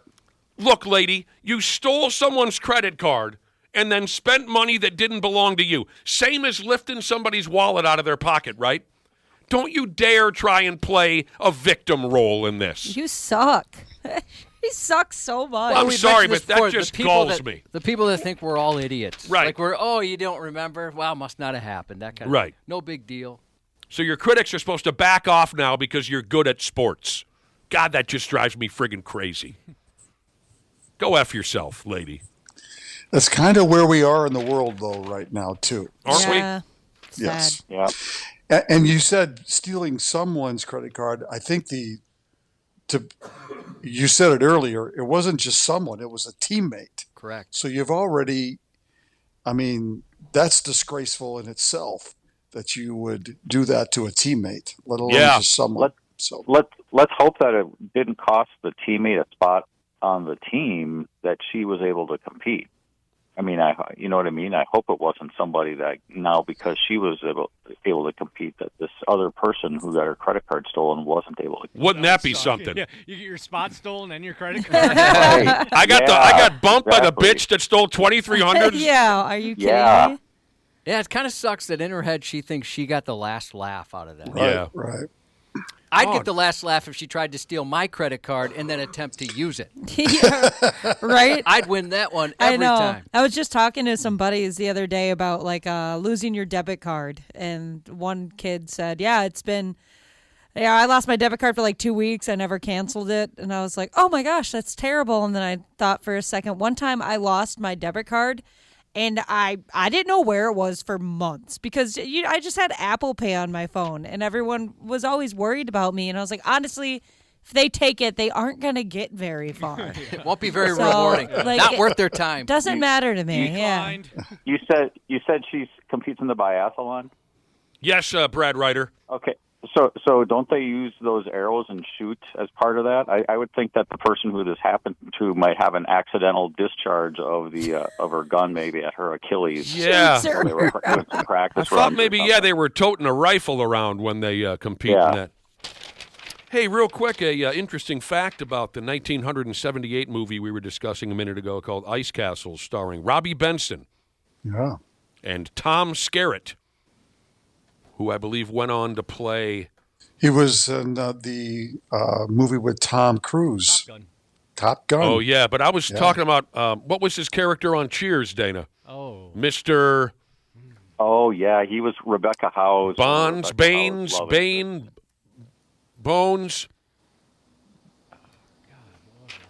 Biondi. Tom Skerritt, Robbie Benson, 1978. The movie was called Ice Castles. Someone texted in to say that Ice Castles was filmed here in Minnesota. Oh, a town that I'm sure we all love. Jesus, Josh, I think you even got laid out there. Waverly, Minnesota. Oh. Sure, of course. Oh, yeah. Tell us about the night you bumped in Waverly. Well, it never happened. I lied at the time. Oh. Yeah, I can't remember. You see, I forgot. You forgot. I forgot. Yeah. Cheers, Evan Drake. Drake. Yeah. Mr. Drake. Mr. Drake. Well, this is just real nice that my Timberwolves are headed into the All-Star break with a couple nice wins in a row where everybody actually tried. Again, this is 2 games in a row now where everyone tried. Right. It's 2 games in a row where everyone actually played defense. Everyone used their effing head instead of wandering around like idiots. They beat the Portland Trailblazers 133 points to 109. Julius Randle went mental. Put 41 points on the board. Did you see his icing on the cake? Anybody? No. Yeah, the slam dunk, yeah. He's at 39 points. Time's running out. Finchie's getting ready to put the JV guys out there. Julius Randle gets a loose ball. And, he's no kid anymore. I mean, not like he's 40, but he's not a kid. Goes up and does as elaborate windmill. And as elaborate dunk as he's capable of at his age, a windmill dunk, and then he fell on his ass. Pretty funny. Jaden McDaniels, 21. Something else I noticed last night. The Timberwolves' fast break was terrific. It was on point. They must have been practicing the fast break lately because usually on the fast break, the Wolves look like 2 or 3 donkeys chasing a beach ball. That'd be fun to watch. Yeah. But they were sharp on the fast break, and Portland turned the ball over 25 times, and they turned those into a lot of points. So you got your all-star nonsense this weekend. The fellers don't come back for real until next Friday. Right. We're going to have it's just going to be all Winter Olympics next week. Yeah, I was just about to say there's no NHL, there's no NBA. Football's done. Baseball hasn't started. Yeah. You really have your options limited this weekend. Yeah, we might as well take it off. What did they find? Well, spring training opens up, though, so you can talk a little baseball. Well, we're getting to baseball here in a minute, Randy Shaver. Yeah, you're right, spring training. I'm saying next week, though. No, I understand, yeah. No, wait a minute. Now people are saying that Tom Skerritt played Robin Colcourt. Robin Colcourt. No, that was the English guy. Yeah, that was the other guy. Tom Skerritt was Evan Drake. Mm-hmm. Yeah, Robin Colcourt. Yeah. Oh, that brings me back. I loved that character, too, Robin Colcourt, pompous little English prick that Rebecca Howe fell in love with. Short little guy. He's got the great line where someone at the bar says something about $100, and Robin Colcourt says this. He says, it just occurred to me that every time I say $100, I make $100. What did they find Nas Reed? $35,000 they find Nas Reed for that scratch and chokeout fight he had the other night against a member of the Atlanta Hawks. The NBA announced major suspensions for those guys from the Pistons-Hornets game the other day. Yeah. 4 games, 7 games, things like that. All right, now I'm not sure the significance of something like this, but it says here at this weekend's NBA All-Star Game, television and radio star John Tesh is going to sing a song called Round Ball Rock. Yeah. That's the Bubba basketball song, Oh, that's right? Bubba basketball? Yeah. Oh. Okay, why John Tesh? Because he wrote it. He wrote it. John Tesh did. Oh, you know, I he wrote that music. There's a funny story behind it. He told one time on stage, I saw in a YouTube video, he was somewhere traveling and he didn't have he got the beat in his head, kind of the notes. So he called his answering machine at home to record it so that he would remember what he had thought of while sleeping in this hotel room. So he played the actual audio of him saying, "Hey, it's me. I have an idea for the NBA theme song. Da da da da da da da da da da da." So he left it on his voicemail so that he could go back and listen to it and remember what he came up with. So wait a minute, I don't understand. He wrote the music or he wrote the lyrics basketball? No, the music. The music behind it. So he doesn't sing. There's no lyrics to it. That was just a joke on Saturday Night Live. He's just going to perform it at the halftime show or something like that during All-Star Week. Is he going to sing it? There's no lyrics to it. No lyrics to the real song. I love John Tesh. I really do. I listen to him on the radio. Don't you, Josh? John Tesh? Yeah. He's great. All right. Okay, now all this is coming together now, I think. We've played the Bubba. I didn't know it was called Round Ball Rock. I didn't know John Tesh had anything to do with it. He wrote it in 1900 and something. It was the anthem for NBC's NBA coverage from 1990 through 2002. Anytime I hear that song, I feel like I'm 10 years old. I'm seeing a montage of Barkley and Jordan and Reggie Miller, highlights introing the NBA on NBC. Is Stacey Augmon in there anywhere? Oh, yeah. Stacey Augmon. There are other musical performers set to play at the All-Star Gangbang. You want to hear about it? Black Eyed Peas going to be there? Ludacris. Oh, cool. I love him. That is pretty cool. My wife's a fan. Ludacris. And Wasp is going to play I Want to Be Somebody from their debut record, 1984. Oh, not F like a beast? weird. No, they're not going to play Animal F Like a Beast. That's a shame. Wasp is going to play I Want to Be Somebody. That's a hell of a bill. Yeah. Anytime you get Ludacris, Tesh, and Wasp on the card, that's must-see. The Twins are in the middle of kind of a retro thing here. Earlier this season, they brought back Taylor Rogers. A couple days ago, they brought back Gio Urshela, who played 144 games with the Twins in 20 and 22. Gio Urshela. I think Tim Laudner has some eligibility left. Jesus. Right. Can we bring him back? Who's next? Logan Morrison? What do we got? Yeah. Joey Gallo? Brian Buchanan, I think, is in Yeah. Are these guys coming to play for the Twins, or is it that Come on. thing that they Come do? on back, Lou Ford. Come on back, Lou Ford. Danny Valencia? Yes. Come on. Danny Valencia. Bub. That's all I can do now in my head. What's your name again, Josh? That's all I ever hear when I Yeah. hear that song. Glenn Perkins got signed to a 5-year deal yesterday.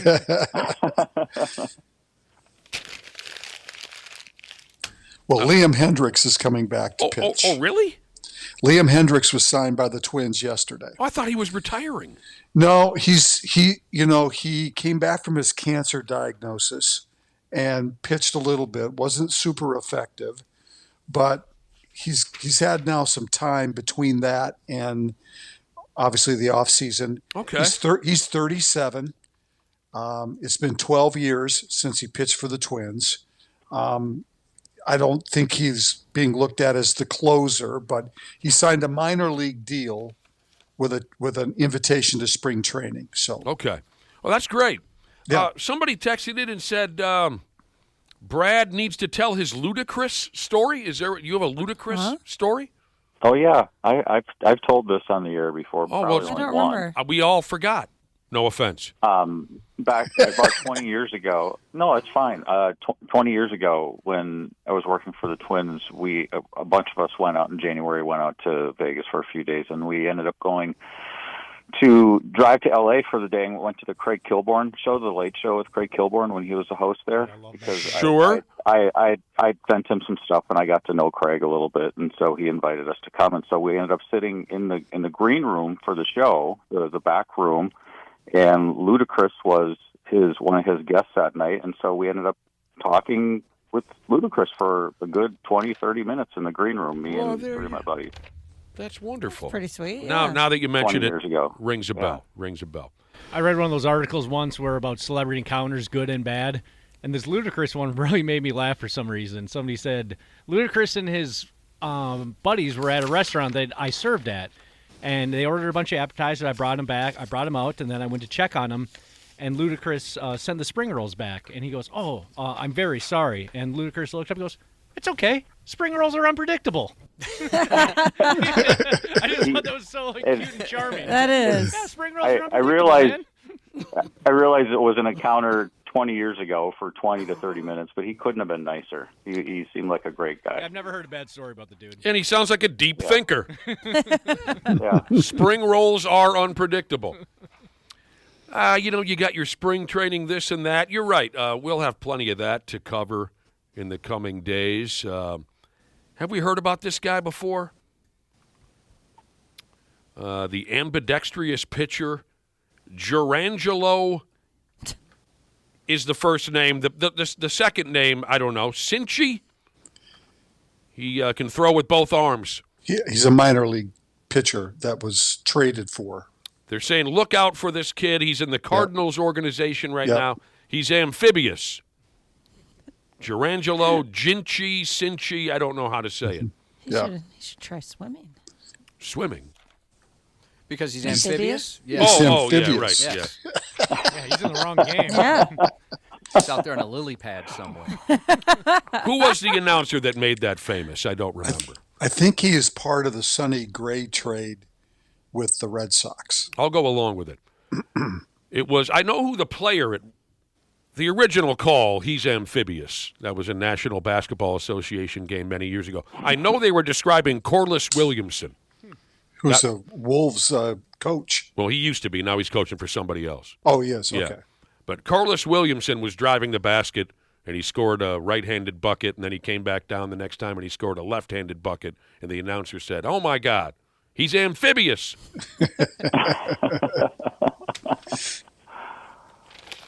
Now, this year, we'll close out with this. This is for anyone in our listening audience who's ever had anything surgically removed. No. Well, our listening audience. Consoles. He's listening. Oh. Dana's listening, and he says no. Let me ask you. We're at 651-989-9393. If you've had something surgically removed, did you get to keep it? Whatever they had to cut loose from your beautiful body, did you get to keep it? I tried to keep my wisdom teeth, but they were like, no, you can't have them. Oh, really? Something about medical waste, yeah. Medical waste? Yeah. I wouldn't have thought that about teeth.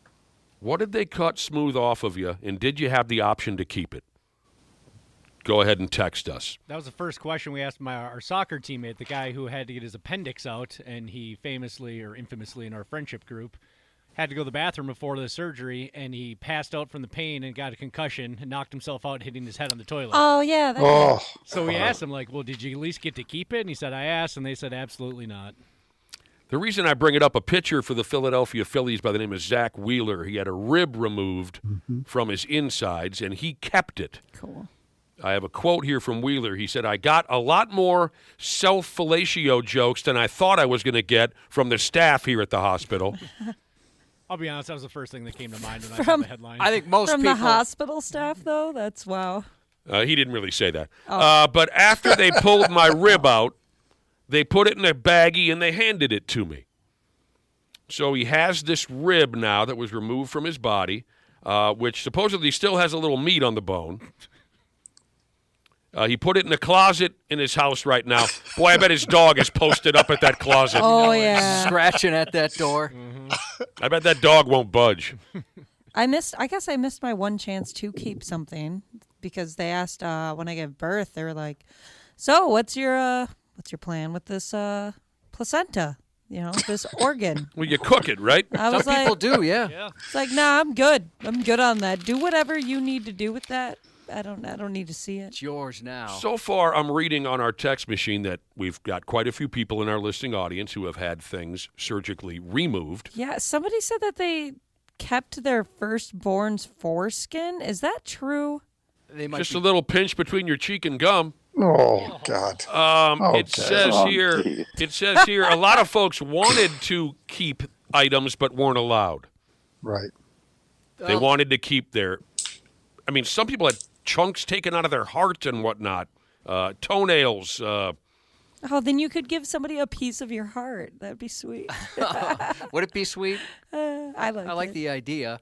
It seems like the most common answer are people who had like screws or plates put in, and then they have them, changed or whatever. Somebody said, "What are you talking about, Ashley? You literally had a human pulled out of you, and you got to keep it." Oh. That you is didn't want true. to. You said, "Whatever you do with the placenta, do that with the kid." Keep the placenta. You take the kid. Testicles, tried to keep them, but they had to be thrown away. So I wonder, it must be a very short list as to what doctors will let you take home from surgery. You gave those away when you got married. What's that? I knew there was an easy joke there somewhere. Your testicles. Where do they usually end up, Brad? Well, on your wife's mantle. Yeah, usually it's a purse. Purse, yeah. The wife's purse. Kidneys, appendixes, teeth, bunions. Oh, no. Is this for real? Someone got to keep their finger and their dog ate it. Oh, God. My dog would totally. They would just munch that up. Oh, yeah. Nom, nom, nom. Oh, yeah. What would that sound like, Ashley? Nom, nom, nom, nom, nom. Yeah, they eat such gross crap. God. They eat their eat own literal crap. crap. Yeah. No, we only have one serial crap eater. The others are moderate. The other one doesn't get an opportunity because you go out with her, but and then the other one just has no business. I've been very lucky. I've never had one of those dogs that dines on its own waste. The dog it's awful. The dog that's like kind of like the bottom of the totem pole here. Low like IQ? Yeah, he's beta, 100% beta in the house. He's the one that eats the crap. So I think he does it because he ain't got nothing else going on. Crap eaters are unpredictable, like spring rolls. Yep. As Ludacris always says. I won't get into the details, but we had one, and we had two dogs. Let's just say, he had a variety, or she, I should. It was disgusting. Should you stop feeding them less? Me and my husband had that conversation yesterday. He's out there munching all the time on the others' crap. So he shouldn't be as hungry, right? Well, we pick up all the time. We just had to have them go out at different times. Because if he just sit or she would sit there and wait. Oh my gosh, he liked it fresh. It was awful. Wow. Josh, did you get to keep any of your infamous polyps? No, they didn't even offer, and I never can say. I was kind of drugged up. I didn't even ask. I imagine those would look cool, like feel cool, kind of like squishy little like marbles. Make a necklace. Is that weird? That's what I picture. Friday tomorrow, Randy Shaver and Brad Ryder. Thank God. Yeah, no kidding. People are saying, like this person right here, Basslayer Jesus, hey, thanks for the timing of that, as I'm just finishing my breakfast burrito. Yeah, we are the breakfast ruiner. Well, at least you're not starting it. It could be worse. Exactly. We'll talk to you tomorrow, Randy. Thanks, Brad Ryder. See ya. We'll be back in a few minutes on the program. Half-Assed Morning Show. 93X. Happy New Year, podcast pals. Dana here to give my daily love to everybody at Standard Heating and Air Conditioning. Just a quick brag, I'm a Smart Club member. And yeah, it's a big deal because when the polar vortex hits, your house will let you know real fast. That's why right now is honestly the best time to do comfort upgrades. Standard's running a ton of specials right now. Things like whole home humidifiers to fix that dry winter air, UV lights to help keep the air cleaner, and ERVs that bring in that fresh air without dumping the heat. Trust me, you will notice a difference in a big way. Be cozy this winter. Standard Heating and Air Conditioning, providing the comfort you deserve since 1930. Online at standardheating.com. Years of hard work, and now you've got pain in your back, your shoulders, your knees, maybe your joints. You need help. Randy Shaver here with the answer. Dave Bialke. He's got over 30 years experience in getting workers' compensation benefits for people just like you. Don't suffer. Call Bialke Law today. 763-571-2410 or go to bialkelaw.com. That's BIALKE law.com. And it spells relief for you. Mic Drop. You ready? Let's do it. Hosted by former Navy SEAL Mike Ridland. It's unfiltered. You know, you go to the sound of the gun, bam, you're gone. It's weird. I mean, I've had so many near-death experiences. It's raw. I love this country. I offered my life to serve this nation and protect its people. The question, you know, what's the meaning of life? And to me, it just boils down to one single word, which is purpose. Mic Drop. Follow and listen on your favorite platform. Half-assed morning show 93X. Oh, yeah, that's just absolutely wonderful. Are you ready to turn it up? What is happening on the radio? Let's turn it up. Let's turn it up. We're doing great here. Did your nipple brush up against a button or something over there? Gotta get those nipples under control. This is a great ending to the show for me. It's great for us. No, I know it is. I think you're doing I'm great, doing it. Dana. I'm doing it for you guys. On the radio. You're making sacrifices. It happens to everybody. We've all been there. Thanks for listening to the Programski. I thought Josh was playing something at first. Hopefully your day isn't too much of a nightmare so far. That's our hope. So anyways, earlier this morning we were jaw-jacking about a motion picture or two. Specifically what we covered, movies that were based on the Winter Olympic Games, don't you know? Like Miracles and Cool Runnings and I, Tanya, and this and that. We can keep that movie conversation going, if you don't mind. And this is something that I support 100%. It says here, movies are better when the villain actually wins in the end. Oh, absolutely. You guys know that about me. I love rooting for the bad guy 8 times out of 10. I love a movie with a dark, horrible ending where evil emerges victorious. Movies are better when the damn villain actually wins in the end. You don't, from past conversations we've had, I don't think you support that, Josh. I like it when the good guy wins. The good guy. There's certainly, like, good villains make a movie, right? Word. If the villain is hard to... I hate the ones where you know that villain's a chicken. Yeah. Or there's no way the villain's that tough, or for whatever reason people are intimidated by this dork. That makes a difference. But if there's a good villain, that really makes a movie good. Or if it's somebody that... I still want him to lose, though. Or if it's somebody that, like, in other movies, they're usually portrayed as the hero. So, like, say they cast somebody as, like, Chris Pratt as the villain. Like, that doesn't work. Oh, yeah, somebody who's, like a super nice guy. Yeah. Usually. Yeah, I can understand that. They give some examples now of great movies where the villain actually wins in the end.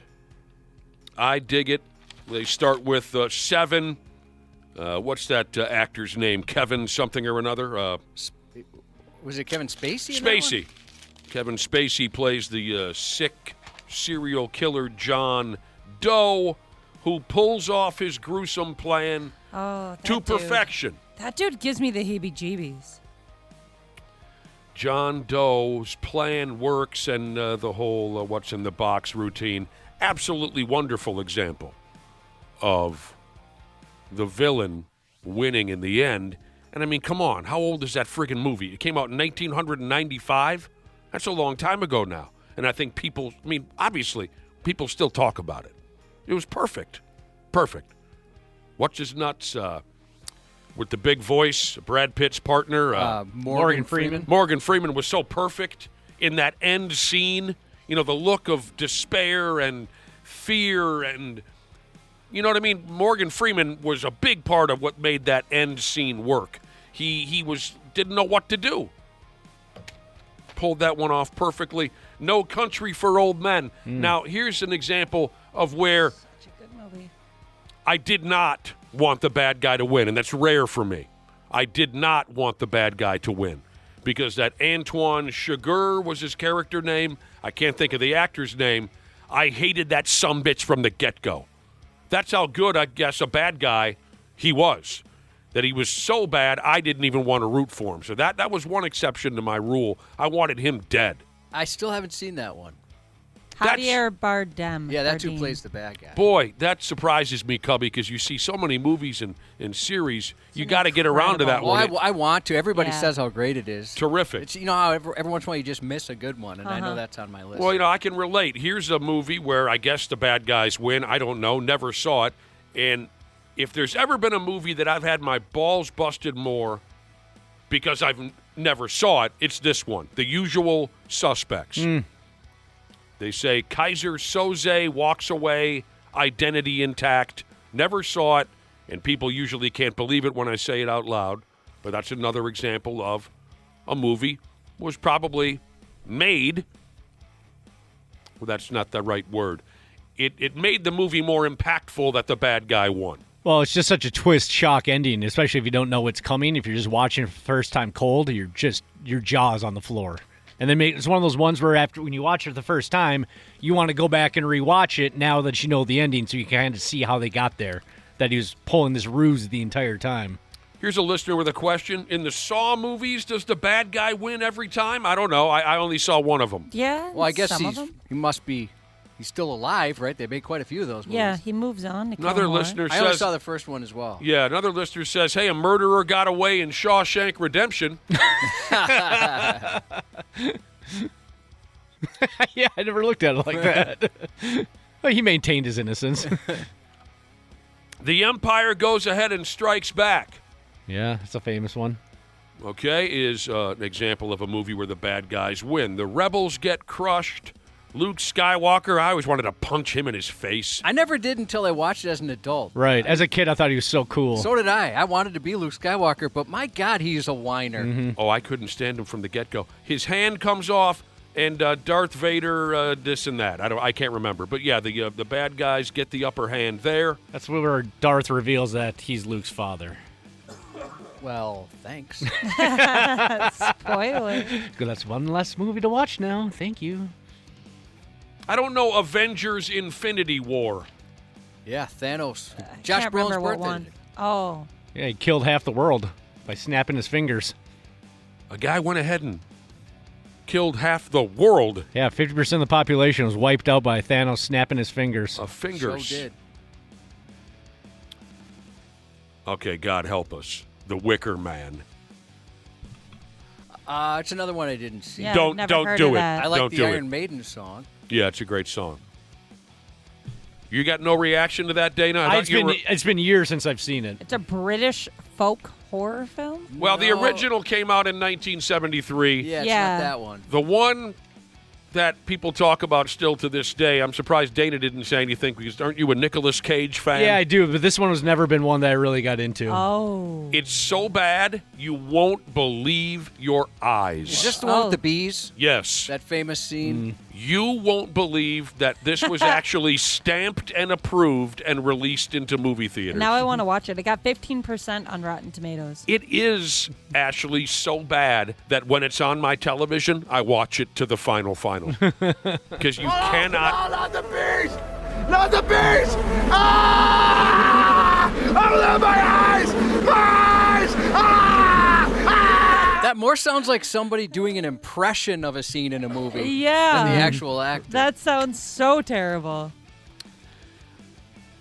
It's so bad, but also it is, I'll admit, as bad as that movie is from start to finish, the acting, everything, Nicolas Cage is just awful. It does frustrate me that he loses in the end. So that's another exception. I was not rooting for the bad people in The Wicker Man. I hated them. Bunch of hippies. Rosemary's Baby, haven't seen it since I was a little kid. Never saw that one. But Rosemary realizes she's carrying the devil's child. Ooh, that would suck. God, there's so many great heavy metal references in here. The Wicker Man, Judas Priest had that great song, Devil's Child. Oh, my God, what a great song. Rosemary's Baby, yeah, I saw it when I was 10. Can't remember. You know who plays a good bad guy but doesn't seem like he'd play a good bad guy? Edward Norton. Oh, yeah. He's good at that. But he just doesn't. He kind of seems like one of those actors that wouldn't be for whatever reason. Oh, yeah. He's got good range, that Ed Norton does. He does. He's brought up here, Josh, in a movie called, I'll get there, Primal Fear. Yeah. That was a good one. Mm-hmm. Another one's been years, but yeah, that's one. If it pops up, I would definitely want to rewatch it. He manipulates everyone in town, and he gets away with a grotesque murder. Here's one I know He's in a lot of movies where he's got a dual personality, Edward Norton. I can only think of the one. Which one? The one we just talked about here. Primal- Chinatown? No, what did we just Primal say? Fear? Primal Fear. Well, Fight Club. Never saw it. Yeah, I know you haven't seen that. I don't know if you'd like it, to be honest. Probably wouldn't. What else? Well, the Hulk, I guess you could throw that in there. Sure. I mean, I don't know if that Sorry, counts. I forgot he was the Hulk for a stretch there. Oh, well, I don't know if you call him two characters, but American History X. Oh, yeah. What a change he made in that one. Yeah. I love that movie. That's a good movie. I can't watch that curb scene, but that is a very good movie. Very powerful movie. Edward Furlong was great in that, too. Yeah, that was a good one from top to bottom. Chinatown, that's an old Jack Nicholson movie, if I remember right. Here's one, and then we got to take a break here in a couple minutes. Here's one I know that Josh and I both liked a lot, where the evil wins in the end. And that's Paranormal F Me Running Sideways Activity. Yeah. So am I right about that? I thought we both liked that one a lot. Yes, and I agree. Usually I don't like the bad guy winning or the villain, but in this case, I was cheering for that villain. I don't recall the ending, I guess. I'm sorry? I guess I don't recall the ending. The bad lady who is part evil devil dog kills her boyfriend and runs through town. Yeah, that one, actually. Devil dog. I love that movie. I really do. And I love that the evil escapes the townhouse and goes to the next neighborhood to start all over again.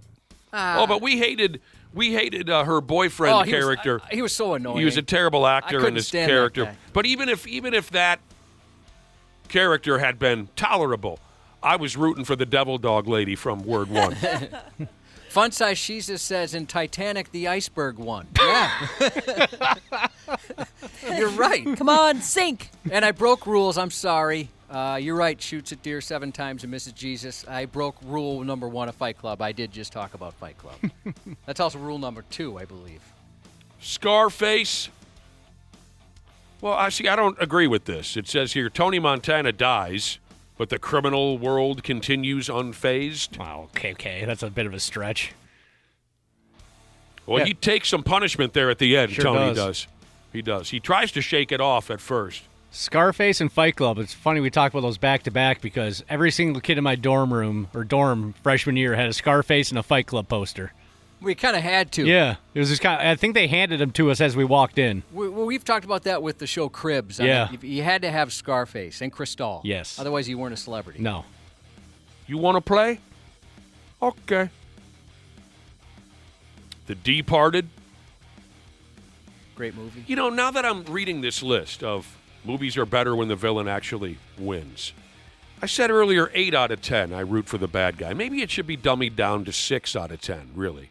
Mm-hmm. Because in The Departed, well, I like Jack Nicholson's character a lot and his sidekick, French. I like those guys. I was rooting for them. I hated Matt Damon's character right from the get-go. Credit to Matt Damon because he played such a perfect, sleazy, murderous douchebag dickhead, right? Yeah. So maybe it should be 6 out of 10 because I loved it at the end when Donnie Wahlberg killed Matt Damon's character. I did not love that. What I do you was mean? so shocked. Oh, you were. But you wanted him dead, right? No, I didn't want him dead. You didn't want Matt Damon dead? Well, just because it's Matt Damon. I love You can't separate the man from the character? No, I love Matt Damon. But yeah, I was were you guys shocked? Oh, yeah. Well, in that elevator scene, too, about half hour before the ending. Great friggin' movie. Mm-hmm.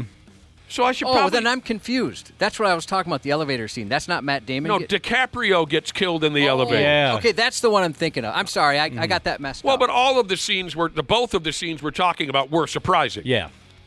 So, again, I should go 6 out of 10 because the final on this list, I was also rooting for the good people. And that was Gone Girl. Oh, yeah.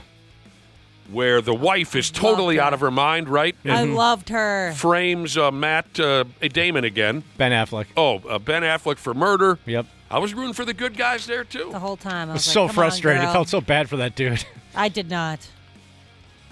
What was... I just liked it. I was like, heck yeah. You liked... I just liked her whole plan. I thought it was devious. And the gal can put together a plan. She Yeah. really Yeah. can. Yeah. She has a career somewhere in the evil business. She's very intelligent.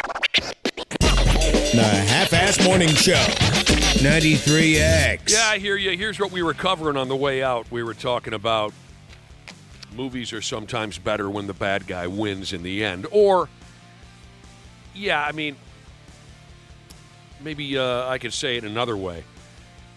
Evil winning in the end makes the movie. Like, had the good guy won, maybe it wouldn't have had the same impact. People have been texted, and people love to talk about movies. Here are some text messages that came in on the subject of the bad guy winning in a motion picture. Someone tells me that Chucky wins every time. I don't know. I only saw one Chucky movie. Yeah, I saw he usually two. was. Does he win every time? The ones I saw, he did pretty well. Yeah, he fared well. I saw the original, and then I saw, I think it was The Bride of Chucky, or one of those where maybe 10 years ago it came out. Jennifer, what's her name? Lily Tilly, something like that. She plays the bride. Yeah, let me look that up. But Did I ever tell you my going to the movie theater to see a Chucky movie story? I don't think so. I think me and my bros were about 20. Nothing to do on a Saturday night, so we went out and watched one of the Chucky movies, whichever one came out in 1990. Sure. I have no idea. And it doesn't matter. So we're in the theater watching this stupid Chucky movie, and behind us, there's a set of 10th graders, a young couple behind us, and they are absolutely mauling each other in the seats. Full-on hands down each other's pants, moaning the whole works, right? Gross. Don't do that. Full on. I mean, her like feet are up on the chair. I mean, they're not shy about this at all. My They're God. absolutely going for it behind us, while Chucky is on my buddy Hot Tub, no fear at all, turns around and says to the young kid, "Hey, dude," and the dude is looking at Hot Tub like, "Why are you trying to talk to me while I'm going to third base on my girlfriend?" And Hot Tub says, "You're really going to do this during the Chucky movie?" And both of them kind of woke up and realized, oh, maybe we should close our pants. Sure. All right, I looked it up. The other one I saw was Seed of Chucky. Oh, they had a kid. What was I doing? It must have been a slow release week. I actually heard good things about the Chucky TV series, so I gave it a couple episodes, and it was awful. Was it bad? Yeah, I've never checked that out. You know, I like Devin Sawa quite a bit, so I thought I'd give it a shot, but no, it was very stupid. Here's a listener who says, how can we not talk about the movie The Watchmen? Well, I got an answer for you, smartass, because I never saw it. But Me apparently either. that's a movie where a bad guy wins or the evil wins in the end, The Watchmen. I didn't see the movie. I saw the series. I think that's what it was called. Yeah, Watchmen. Yeah, I never saw the movie. Oh, it was a series and a movie. The Gopher wins in Caddyshack. Yes, he does. Then they kick in that Kenny Loggins song. Sure, this is a good one. Silence of the Lambs, right? The dude gets away, right? Yeah.